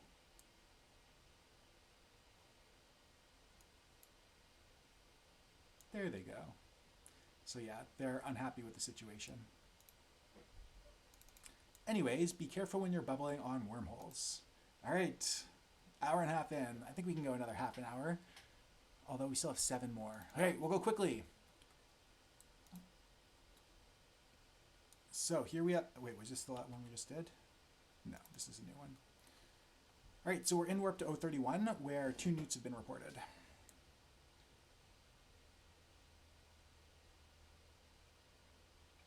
And you'll notice +1 as I'm jumping out, and I note that in comms that I just cross-jumped to something. We don't have visual on either of these guys yet in comms. So on this side, it's a malediction. What would you guys do in this situation? Bubble? He's Don't too far bubble? away. Yeah. It's just a malediction. He's way faster than me. He's outside my bubble range. He can burn out of my bubbles. I'm just ignoring the malediction completely. I probably reported on comms up here. Oh yeah, I do.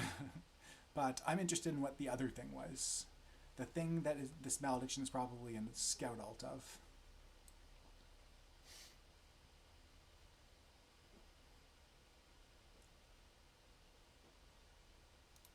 Alright, so the newt here is still holding gate cloak. Do we bubble right away?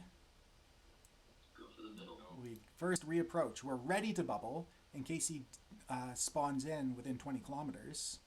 But we want to try and get to the gate. And then we control space, drift to a stop right on top of it. I bounced a little bit there. But now we're in position to catch him no matter where he spawns in. And it's a Brutix. And I bubble. And what would you do now? Burn towards it. Yeah.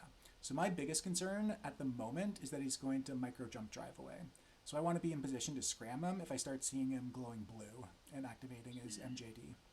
My second concern is if he tries to crash gate and jump through, I want to be able to jump ahead of him, reapproach, and then bubble the other side. So those are like my two priorities.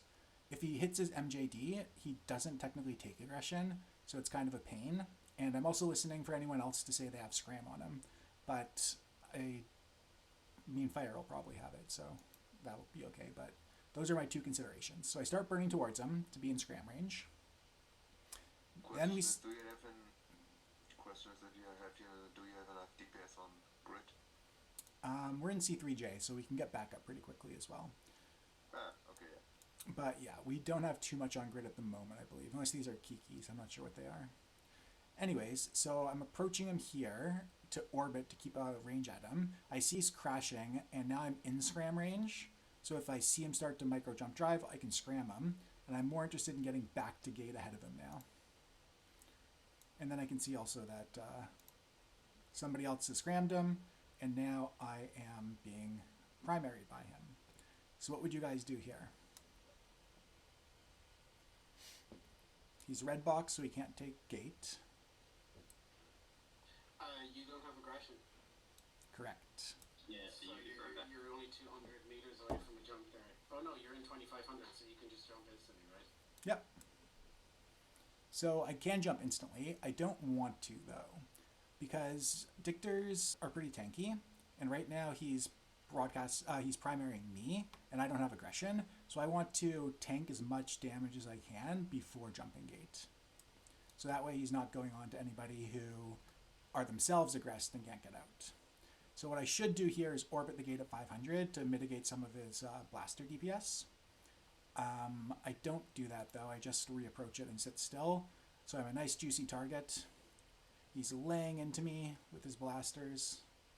Heavy neutrons. He's got a nude on me. He's got drones on me. Everything's on me. And then once I start dipping into hull or whatever, then I jump, and all of that damage that went onto me is now not going on to the people who are stuck on grid with him. And now I'm trying to reapproach the whore. But you can see someone in fleet starts like saying, overheat, he's going to kill me.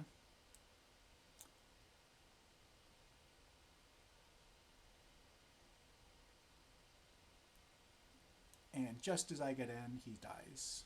And someone is in low hull.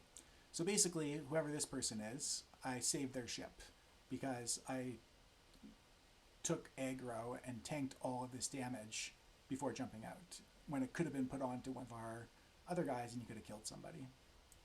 And I did not get on a kill mode here because he didn't try and warp in my bubble, he just tried to crash, and I never aggressed on him. But despite not getting on the kill mail, I was still like instrumental in helping catch him and then helping save one of my fleet mates despite not being Logi or DPS. I was just, what do you call it in D&D? I was just like a sack of hit points to tank on the front lines, right? The tank, yeah. Meat shield. A meat shield. So that's another use that you can have for dictors. You definitely like want to try and draw aggro and try and absorb some DPS before you jump if you can. It's easier in a Saber because you can like regen your health. In an Eris, this one I don't have a rep at all, so I'm going to have to go repair after this. But yeah, another role of dictors. Catching things, being the tank, all sorts of stuff. Scouting, it's fun. All right, what do we got next? Okay, this is now into a couple different, into a type of mechanic for bubbling the ESS. Why is it so long? 4 minutes of this? Okay, I think I can skip ahead. Oh, okay. So this is Rodney. I'm in Rodney's fleet. We're fighting Frat back when we were neutral to each other. So we're like on a hostile Roman Frat space. And a Damavik was reported following the fleet, and I was like +1ing them. So now I'm warping back to our in-gate to try and catch the Damavik with our main fleet. And Rodney's asking for a dictor. Fortunately, I knew he would need one, and I'm in warp and landing on the gate.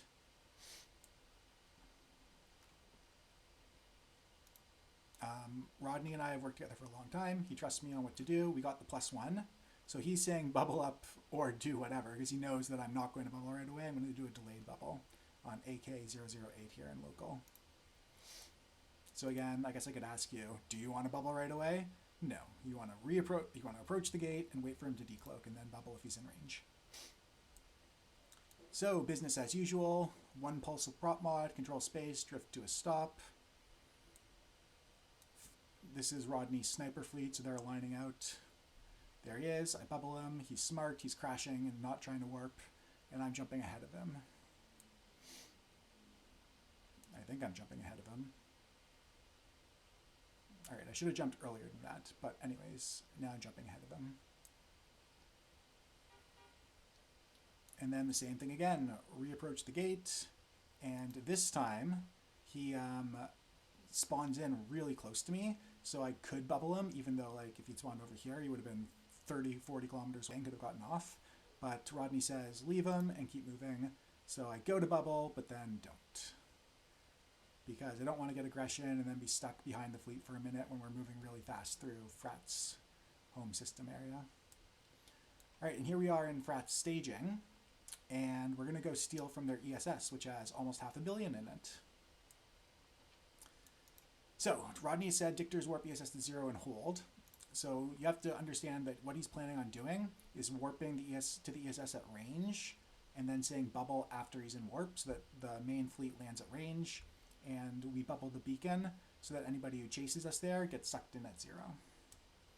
And our stealer, our robber, is already in warp.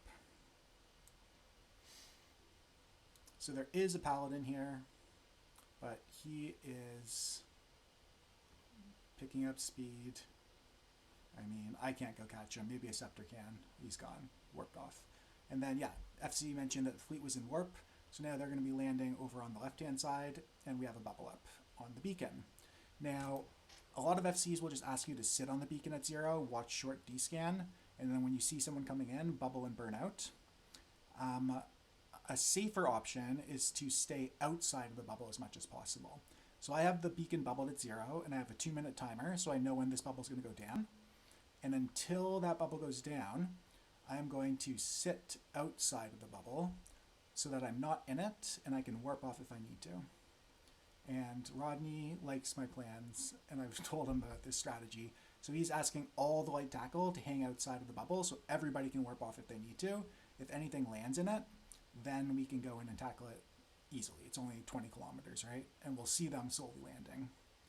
So here it's been 2 minutes now, and I'm burning down through the bubble. I could align to something on the other side if I was being really try-hard. And all I'm doing is drive-by beacon bubbling. So a bubble goes up right before the other one goes down. I continue on my path, control space once I get to the edge of the bubble, and I come to a stop. And then my first bubble goes down, now-ish, there it is. And the beacon remained bubbled, and I minimized my time inside it, so I'm being super safe. Another important concept here is that when you're doing this sort of stuff, sometimes the FC will just say, like, go bubble the ESS and won't tell you how. Or they might say you can just sit on the beacon at 0. I kind of like to think of it as being like an independent contractor who's the expert in dictoring. And if they say to go keep the ESS bubble, that's perfectly fine. They can tell me to do that, and I'll happily do it. But I'm going to do it like my way. You know what I mean? The same way you like call a plumber and you're like, oh, I need my toilet replaced. But you don't tell them actually how to replace the toilet. So that's what I consider dictoring to be sometimes, where Rodney's saying, keep the ESS bubbled. And then I'm like, okay, I'll do that, and I know how to do that correctly, better than the FCs do sometimes, or most of the time. So Rodney's reminding people to stay out of the bubble. I'm doing another drive-by beacon bubble. And you saw we just killed something there. The light tackle had no problem burning in to scram it, the Ferox or whatever that was. Yeah, so that's about it for here. We steal 500 million and scamper off. Any questions about that? I also have a video on my channel about ESS bubble mechanics, which are very weird. And you can warp to the ESS even if the beacon's bubbled and land at range if you want to by doing some tricks that you can look up. Sweet. All right, here's a Vedmak chase. This one's a fun one because I give in to peer pressure. So I'm sitting on the Beanstar and a Vedmak is seen jumping into the jumping TDP. Someone yells on comms, I think I was doing something in a different window. And standing gives chase. I should also note this is like a weekend evening, and a lot of people on comms are slightly inebriated, as tends to happen.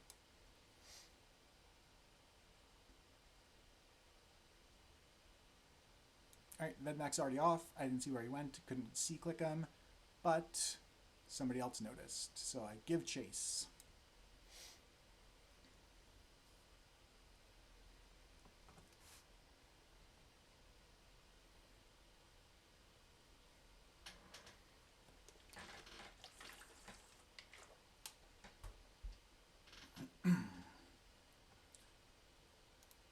All right, so as we're landing here, you can already be thinking, should you bubble when you land on OJT? What do you guys think? Oh, where's the rest of your fleet? They're jumping in from MJ and following him, probably. I mean, I don't really know. Everyone's drunk on comms and yelling to catch him. So I'd say yes. They're coming in from OJT. They're not coming in from OJT, they're coming in from MJ okay, Tech, okay. like the Beanstar. Okay, so you have no idea where they are then, really? Well, I can see there's a fair number in local, so they're probably coming in behind me. I don't know if they're in warp or not yet. It's just standing fleet. Yeah, that's the problem. Yeah. I'd say just bubble. Yeah. So in this case, I would not bubble, because if I do bubble, the only thing I'm doing is preventing him from warping off, right? But I'm also stopping the rest of my fleet from coming in, and a Vedmak's a pretty significant adversary, so he can definitely clear off some light tackle and stuff. Fortunately, as I land and I have to decide, he's already jumped, so I don't have to make the decision. Oh, he's burning that. Okay. I thought he was trying to warp or something. No, we just chased him to OJT from MJ. Yeah, I see. Okay. And now we'll see if we catch him on the other side. But he did jump before us, so it's unlikely. And now people are complaining that Vedmak's aligned too fast and we need a hyperdeck. Fortunately, I'm in one. So this time he gets off, but I can see that he's warping DE. This is a nice long warp. So that means I'm going to be landing maybe ahead of him, or at least like simultaneously to him. Probably a little bit ahead of him. So I mean, we can already decide now, should we bubble on land or not? Probably not. Yeah. No, wouldn't help. This is even worse in that now slower ships aren't already in warp for sure. They haven't jumped into OJT yet. So if I bubble when I land now, I'm basically, when I decide to bubble on a gate, I'm saying everyone who's currently here is enough to kill him. And like, if I bubble when I land on this gate, then I'm saying like, whoever's on the gate, I'm cutting off everyone else. Like I'm saying, my fleet, no one else from my fleet is going to be able to get involved here. It's just going to be who's here on gate. Which is only 2 scepters in me.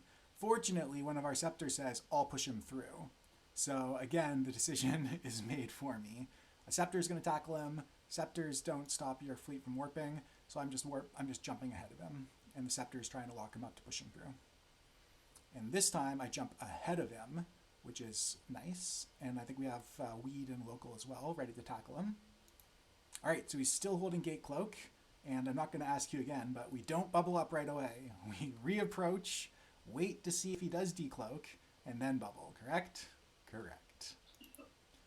So I'm ready to bubble, because if he decloaks within 20, then I want to bubble, and now I control space, drift to the gate at 0, and we've got him, right? Like, we could just stop the video here. We've caught him now. Because no matter where he decloaks, I'm going to bubble. We have all of these scepters to tackle him. We've got some cruisers here. And the rest of our fleet is not stopped by any bubble, so they're all going to be able to jump in and help out. So we can watch what happens. He's going to keep holding cloak here for a little bit.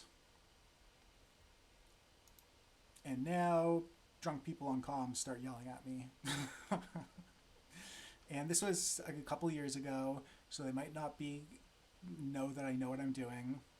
And yeah, I just like get fed up with it, so I bubble too early. So this bubble is a bad bubble. Should have waited till he decloaked. He can't warp in under 2 seconds. So now he knows there's no point in trying to warp, so he's going to crash or burn out. And we're just waiting for him to do that. There he is. You'll also notice that the reason he didn't try and warp is because I did spawn near him. So when I was ready to bubble, burning towards the gate, if he had decloaked, I would have bubbled right away and had him. And you can see he's crashing gate. So what should I do here? Crash. Yeah. So my main priority right now, I don't want to worry about tackling him or scramming him. It's going to take me forever to lock him in with my cloak, right? So I want to jump gate, reapproach on the other side, and be ready if he makes it back to gate to bubble the other side and catch him on that side. Assuming everybody didn't lemming and attack him, and you won't have any help on the other side. That's true. Hopefully there's some slowpokes coming from MJ still.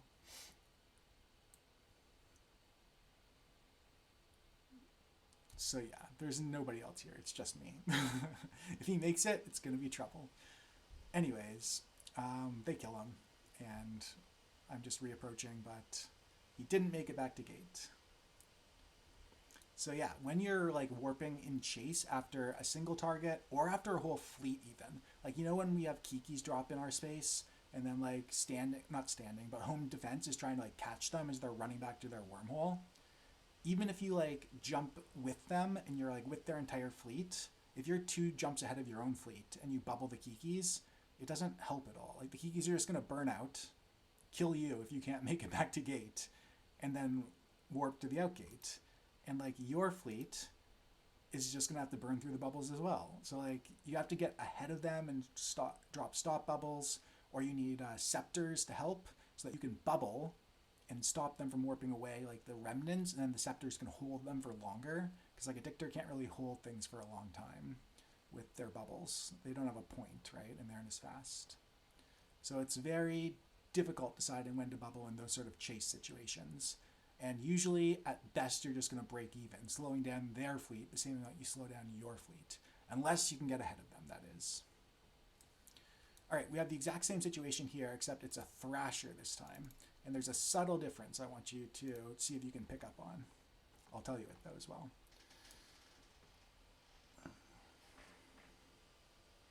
All right, so the Thrasher is also going from MJ to TDP. It's the exact same route.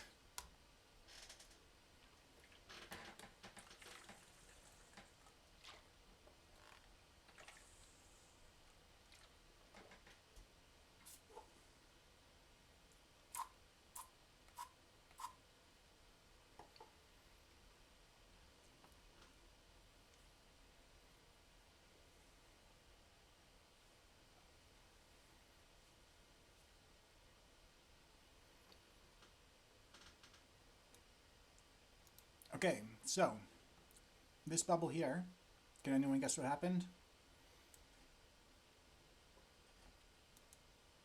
Any ideas why there's a bubble here?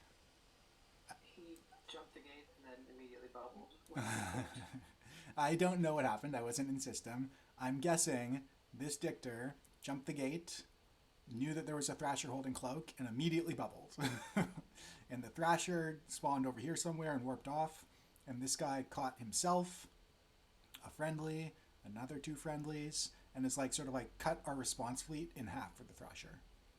So this is why you don't want to just blindly bubble unless it's a Hecate or a sub 2 second align, right? Because it causes these sort of problems. Fortunately, I'm outside of it, and I'm giving chase.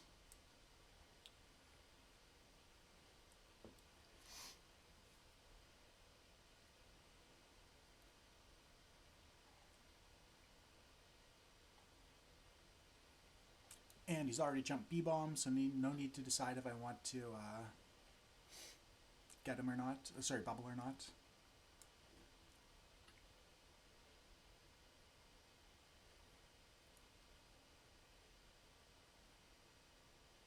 I don't know where he warped, so I start warping to H-Tac H, and then get told he's going to QCG.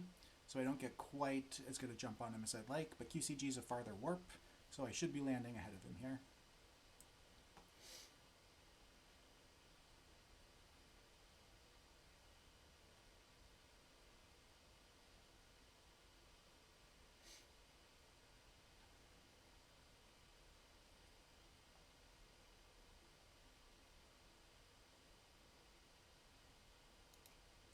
And there he is. So what do you guys think? Bubble or don't bubble? Looks like he's crashing. It's probably have to wait and see though. Yeah, so I definitely want to jump ahead of him if possible, because then I can reapproach and be more likely to catch him on the other side. So I can't really afford to wait and see, totally. Nice. So when this was a VedMac, I mentioned that I wouldn't bubble, because by bubbling, I'm saying the people on grid are going to have to kill the VedMac. I'm cutting everyone else off. This is just a Thrasher.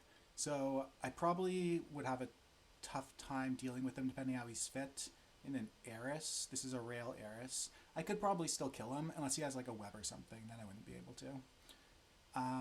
But the main idea here is I'm still pretty confident that like myself, this destroyer, this cruiser, like we can take this Thrasher, even if it's just two of us, and there's probably a couple other people in warp already. So I am going to bubble here, just because I'm not worried about cutting off my fleet. Like, yes, anyone who's just jumping into B-bomb now might not be able to get on a Thrasher kill, but it's just a Thrasher kill, right? So because it's like such a easier, less dangerous ship than a VedMac, I'm more likely to bubble. Or I'm more willing to bubble, I guess. So here I do bubble, jump ahead of him. You can see the cruiser also jumps. I don't know if the destroyer jumped.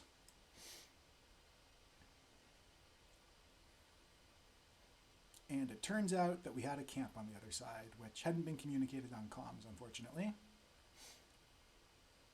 But you see the Thrasher did not come into system. So now this side is clearly covered, so I'm going back to see what he's doing. Somebody on the other side says he's pulling range. So what would you guys do here? He's only 12 kilometers off, so he's still in the bubble at the moment. Scram. Yeah, so he's already scramming our Saber here. I'm just basically going to not even consider myself a dictor, and I'm just flying it like a combat destroyer. I'm just going in to fight this Thrasher. Apply my DPS, scram him, bubble him if he's getting out of range, etc. It's kind of like a point. I'm not worried about bubbling my own fleet at all. Like, it's just a Thrasher. They can get off if they need to.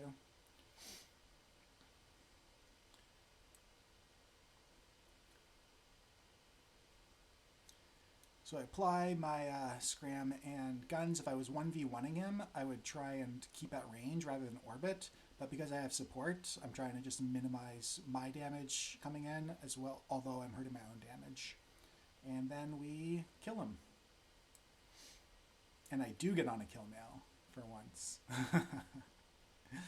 So that just sort of goes to show how even the type of ship you're chasing changes your priorities when you're thinking about how you're going to affect your own fleet being able to respond to it. Any questions there?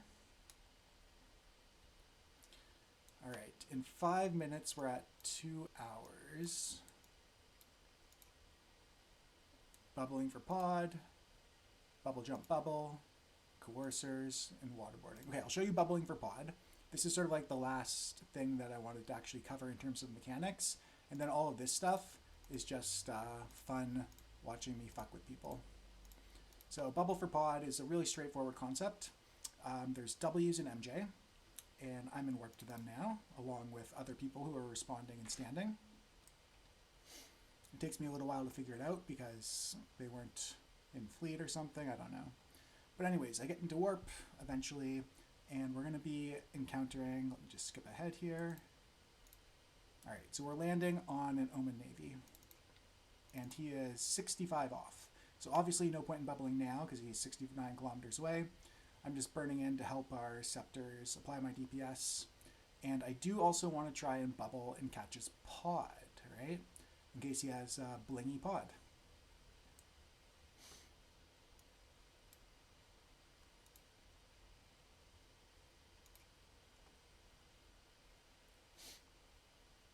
So the important thing here is I'm not bubbling right now. He's like, I've got him scrammed, other people have him tackled, he's not going anywhere. The only thing bubbling is going to do is prevent my own fleet members from warping away if they're taking too much damage. So I want to make it so that it's easier for them to get off if they need to, so I don't want to bubble here at all. I want to wait until he dies and then bubble for his pod. So the second his ship explodes, I'm then going to bubble and grab his pod.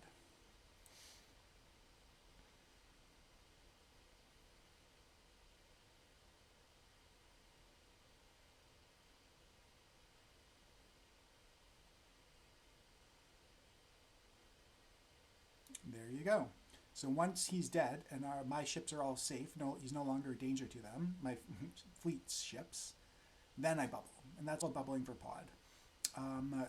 In standing fleet, you can pretty much do that once the last thing's died in this sort of situation.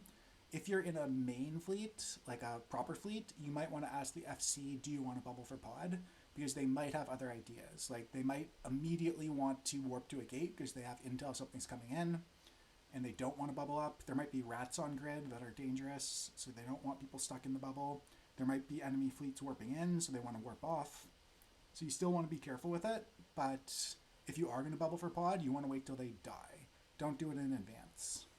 I've lost several scepters from overeager dictors like bubbling and Ishtar when we have them like completely scrammed and pointed down, and then all of a sudden his drones are giving me too much damage and I can't warp out because there's a bubble. A friendly bubble, which sucks. Feels bad, man. So wait till they're dead before you bubble, essentially, if you're going to bubble at all. All right, that's been 2 hours. If people have to go, I don't have any other new stuff to show you. The last 3 videos here are a bubble jump bubble on a Gnosis, which is basically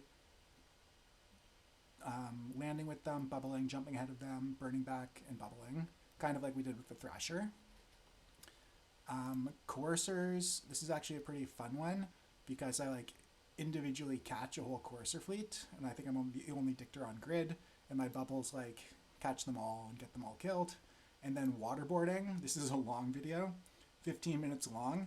Basically, there's a Caracal fleet, a Caracal and Scythe fleet, and I spend the entire time, this is late at night, so we don't have a good response, and I basically spend 10 to 15 minutes just crashing gate, bubbling them, watching them, landing on grid with them, bubbling them, jumping, bubbling them, and just harassing them, which is called waterboarding, for a good 15 minutes until we finally get a decisive engagement. So I'm happy to keep going and show you guys this if people want to stick around. If you have to go though, then this would be probably a reasonable time to do so after a good 2 hours. And I'll also link in Discord the, oh, there's a strat op that I missed. Oops, shouldn't have kept going through that. Oh well, I wasn't looking at my Discord pings. I guess I'll just link it afterwards because I don't have it available right now, but I'll link you the survey as well that you can then fill out if you check the Discord pings. Does anyone want to keep going, or is everyone kind of burnt out after 2 hours of watching dictor footage? I'm afraid I have to go, but much appreciated for all the info. It's pretty good. Yeah, thanks. Are there any other questions then? Or does anyone really want to keep going? I could also put... I have a question about, I lost a dictor another night in a specific situation, and I kind of don't know what I should have done differently. Yeah, go for it. I was in Mira's fleet, and we were harassing think it was one of their core systems. So they had supers on grid, and they were sort of playing with us by warping the supers on top of us into bubbles and stuff. At one point, they had 4 or 5 supers just kind of sitting almost at zero on a gate, and Mira the SD told me like warp to them and bubble them. So I kind of took that literally and warped to zero and bubbled, but then I had to burn out and I got killed by fighters before I landed. So was his intent there that I created like a drag bubble at 50 or something different? Because everyone laughed in fleet and I was like, okay, I fucked that up. But I'm not sure what I missed or what I was supposed to do differently. That wasn't just literally what he said. So you do want to bubble them at 0 where they are, but not quite at 0, because you have to be out of smart bomb range. And supers have very large models, so you need to bubble about like 10 kilometers off of them. So potentially the mistake there is I should have hit proc mod and started like aligning to something away from them in building distance before I hit the bubble button. Probably not. You probably should have jumped gate. Yeah. Like, that's always the safest option. Like, you could have jumped gate, and even if there was a fleet on the other side, you could have done the MWD cloak crash, right?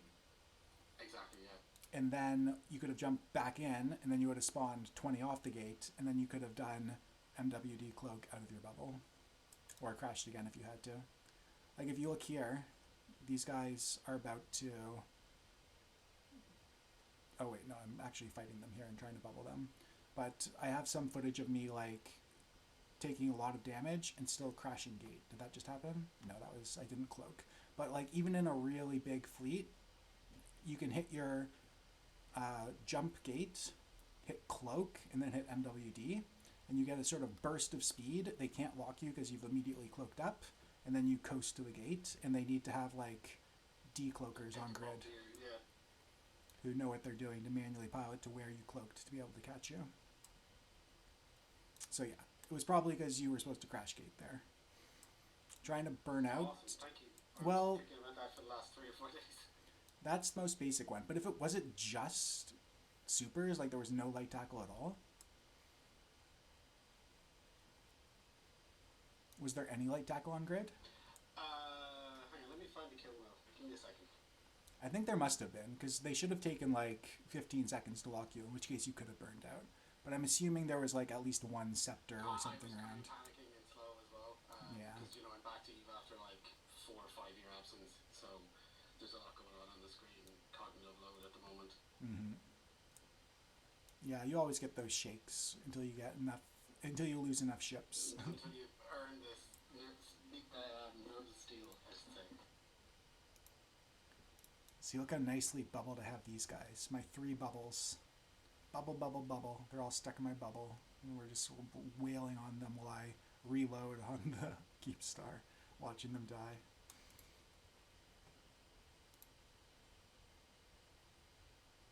Oh, and then I chase the guy to the sun and kill him here. Huh. Get killed, malediction. Let me turn on the water. Go ahead. If you've got somebody in your bubble and they try to warp, does that give you aggression? No. Oh, okay. It used to about 12 years ago. It doesn't anymore, though. But it would put you on the kill mail if he gets killed within a certain window, right? In that system, within 15 minutes, yeah. So this is the 15 minutes of me waterboarding the caracals. So I probably do some cloak crashes here if you want to watch. I'm not positive when exactly they happen, but...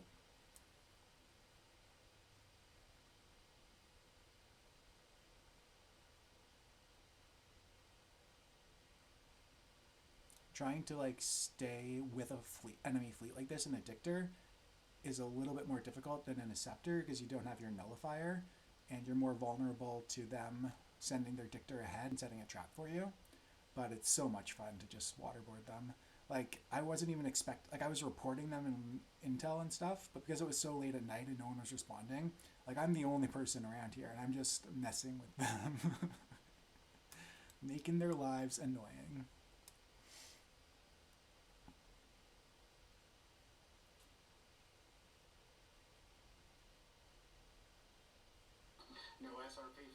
if they get you. That's true.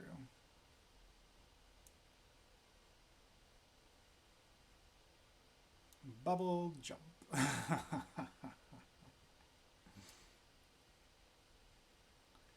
Did you find your mail? Oh, sorry, I stopped looking. I was staring at the video. Give me 1 second. Yeah, go for it.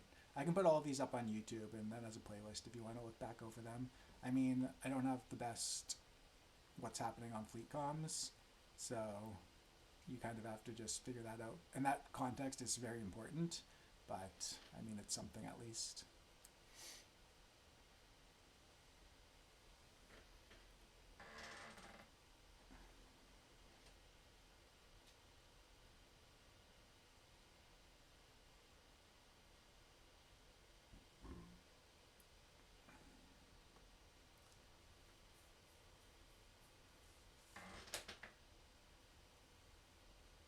Is your YouTube channel linked somewhere?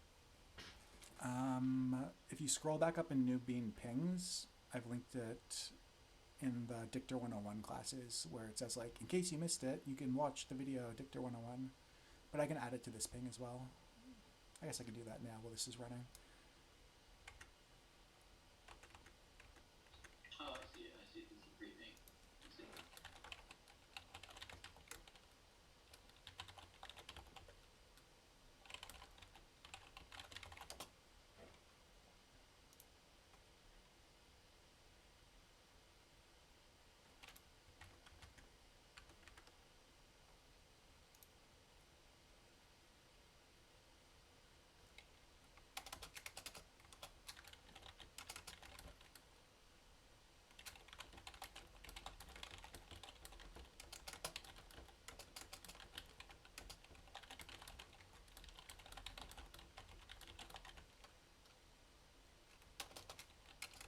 I just pinged that to you directly on Discord. Thank you.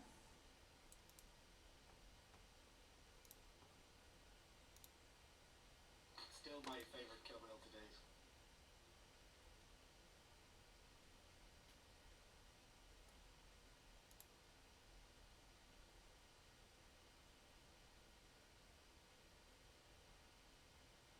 It's just a heavy dictor.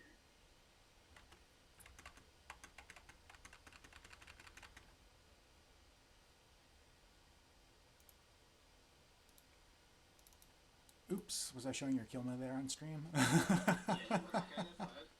I was talking about it, hopefully. Yeah, it's because you had the broadsword on it, the hick, right? So it has like a really, really long point / scram, so you wouldn't have been able to warp That's what off. happened, Like yeah, you would have had that to makes burn off like 70, 80 kilometers. So your only hope there was to have crashed gate when you saw the broadsword on grid. And I panicked and just went the other direction. I dropped the bubble, panicked, and then kicked off into space and hit prop. So I was never going to get away that way. Yeah. So this here, I'm actually looking at the Caracal's model to see how they're fit. So you can see here, they're rapid light missile launcher. If you learn what the actual turrets look like, then you can look at people's ships and see what weapon system they have, which is handy. I also am going to see that they are, where's their, hang on a second. I thought Tetrakill was in this fleet, maybe not. But I saw they were anchoring up on Tandor 99, so I added him as a red contact so that I could see him easier in the overview. So if I went to scram their anchor, it would be easier to find.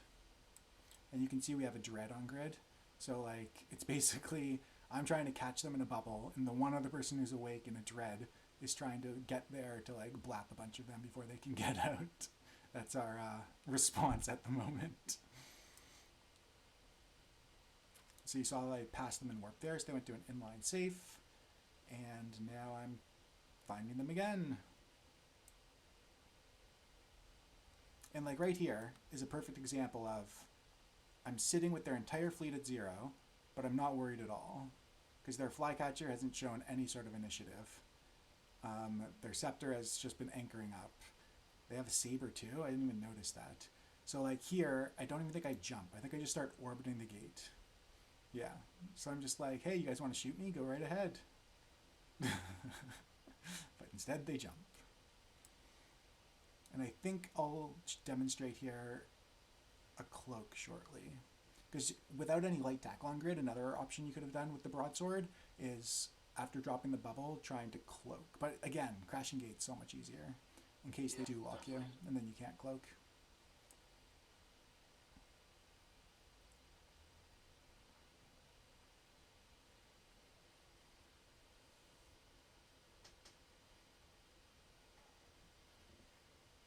So again, it's just me and system.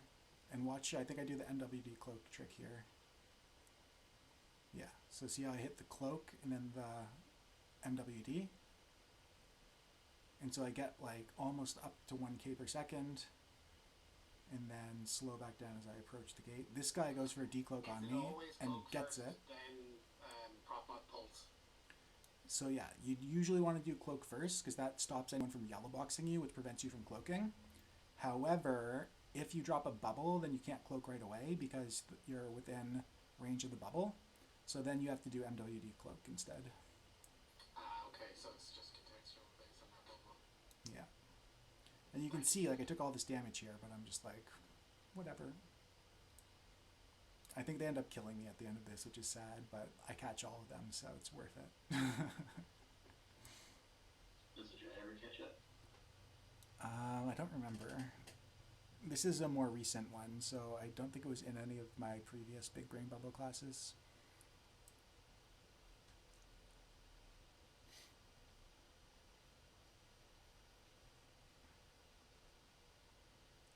But like here, I could cloak up and crash gate. I can also cloak up and just burn 1 kilometer out of the bubble, a line out, and then decloak and warp, because they don't have any insta lockers or anything.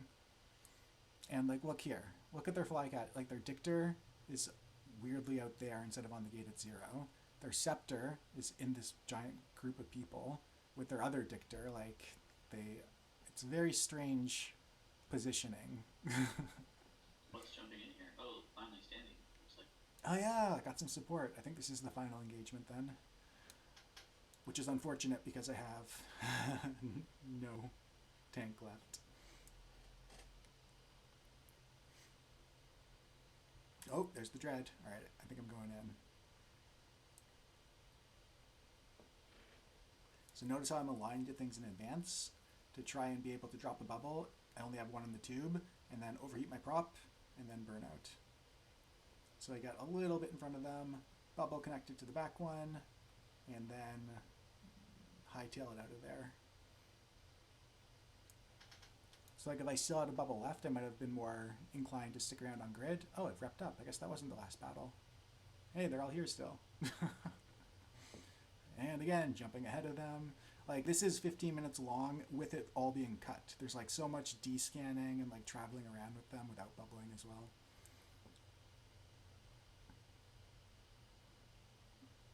So I did it the wrong way that time, but anyways, I'm cloaked up, reapproaching gate. I did it before. I think they could get any good decloaks on me, although this guy's going for 1. No, they're just anchoring up.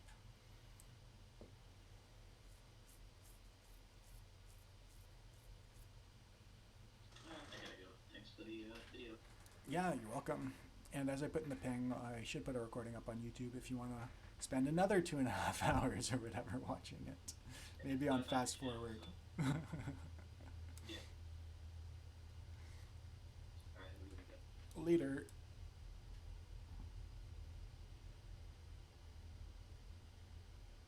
Hey Galen, you're on TV right here.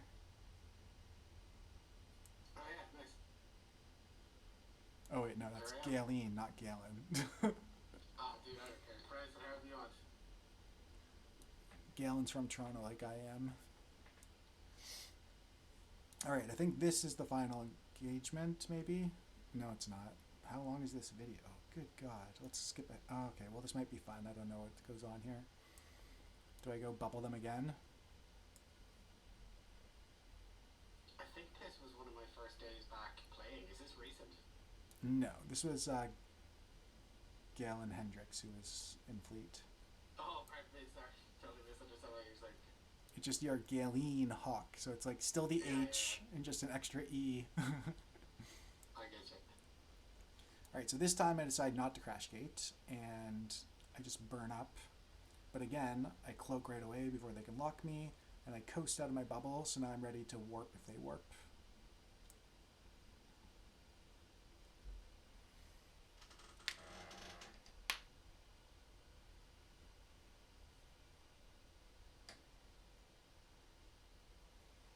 Oh look, our fleet is coming in. I guess I do. Maybe this is the final battle. I don't remember. It can't be. There's too much time left in the video.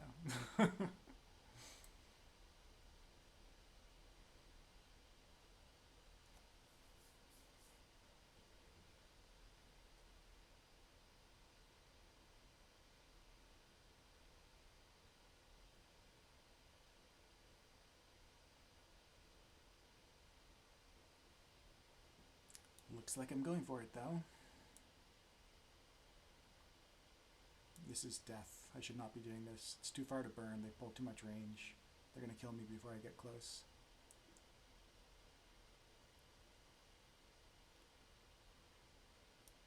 Yep. Yeah, so here I never bubble because they would have just killed me, so instead I just warp off. Live to fight another day. Obviously, if that had been like a pinged fleet and we had tons of people coming through, then I might have gone in for it and then just sacrificed myself. Okay, here's an actual fight. Okay, I remember here. So there's a big problem at the moment. They're actually engaged with some of standing battleships and dreads, apparently, whatever we could scrounge together. The big problem at the moment is if you look in this direction past them, there's nothing I can work to. There's no celestials. So that means I'm going to have to burn in, bubble them, and then turn all the way around and try and warp out. And I might be able to do that if I have full tank, but I don't. So it's going to be tough. I don't remember if I mess up or not, but I'm pretty sure this is how I die. Those two warping off probably also prompted me to go in because I thought they were all trying to get off, but it was just the primaries were warping off.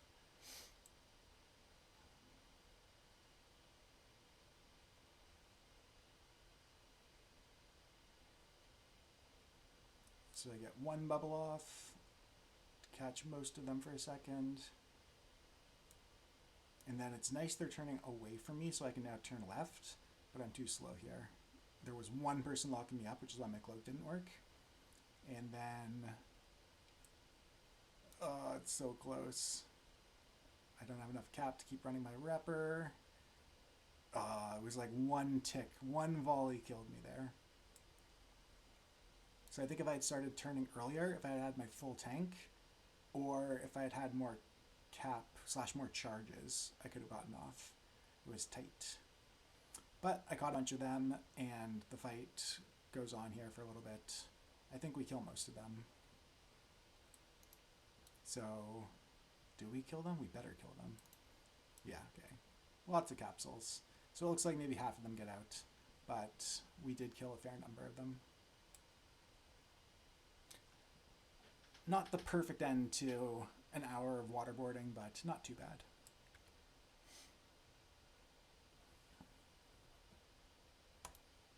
All right, I think that's, oh, I guess I didn't show you this one. Okay, this is only 2 minutes. And then I'll have shown you all 16 of them, and then we can actually stop for real. Unless people have questions, of course. If anyone has questions, you can also ask them now while we're watching.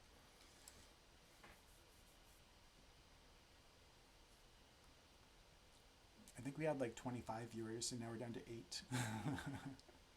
People don't like dictoring as much as I do, or hearing me talk as much as I do.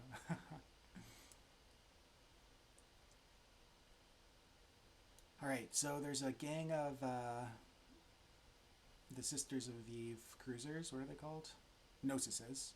And there's one landing there. Or is that a Praxis? No, it's a Gnosis. So I bubble it, and then I jump. And then that's called a bubble jump bubble. So I bubble when he lands, jump through, and then the plan is to bubble the other side. However, of course, I'm not going to immediately bubble it. I'm going to wait to see if he jumps. But it's still called a bubble jump bubble.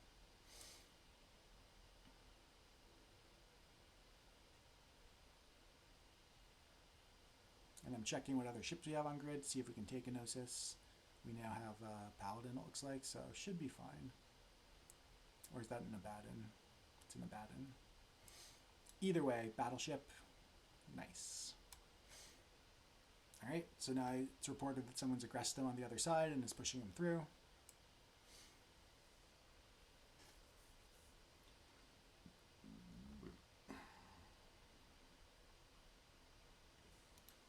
So I bubbled up there because he is a Gnosis, and I think they can get sub 2 second align. Or no, they can only get sub 3 second align. Anyways, I was worried about him being able to warp off before I bubbled. But I think I could have waited until he decloaked. Does anyone know for sure? Yeah, you cannot get a Gnosis below 2 seconds, I'm pretty sure. Anyways, this could have been a delayed bubble, but it's just a regular bubble. Gnosises are extremely slow though, so I have no worries about him getting back to gate. I just want to make sure he doesn't micro jump drive. And I also want to give him a little bit of a bump. Boop. There we go. He's now under super webs, like fire has 95% webs or something. So he's just moving at 40 kilometers per second in the wrong direction from the bump. And he gets taken down. And I'm helping with my DPS here as well. Especially if you're flying in a small gang, then even just like the 100 or 200 DPS that the different dictors do, like obviously the Airs with blasters does more, but it can actually be significant. So like if you're in a Thrasher gang and you're trying to take down something big, often you do want to apply your DPS if it's feasible to do so, if you can still stay safe. All right. Do I have one more slide here?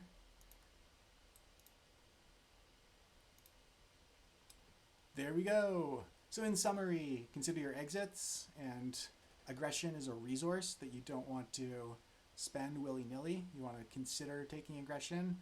I mean, you do often have to do it to get on kill mails and whore on them, but like when you saw that Brutix footage, it was bubble, go out there in case he micro jump drived, take all the aggression and be the meat shield, jump back in case he made it back to gate, and then try and jump in and do a quick whore, but I didn't quite get the whore off. You want to be proactive and be like ahead of the action, whether you're flying on grid ahead of the enemy fleet or trying to jump ahead of them into the next system. You need to know where all the different moving pieces are and how you might be impacting your own friendlies from getting to the fight, getting off grid. Like you want to wait until it dies for bubbling pod, things like that. And yeah, I mean, I have a lot of fun flying them. You saw me fuck up several times, so it's not like people are perfect. And even good bubbles, you end up killing people, as I mentioned.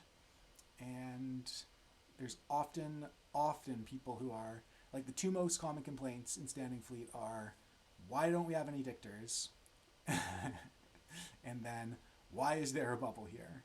So those two are like counterproductive in that you're asking more people to fly dictors, but then also complaining when they bubble.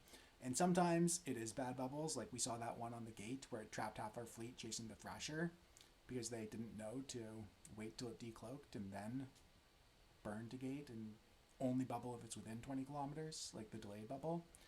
So then like in that sort of situation, it might be reasonable to complain about it. But even then, like, they're doing their best, and if you don't have dictors, they're going to get away no matter what, so you need them. You need us. I find it a lot of fun. I think it's my favorite class of ship to fly, just because of all of the thought that goes into it.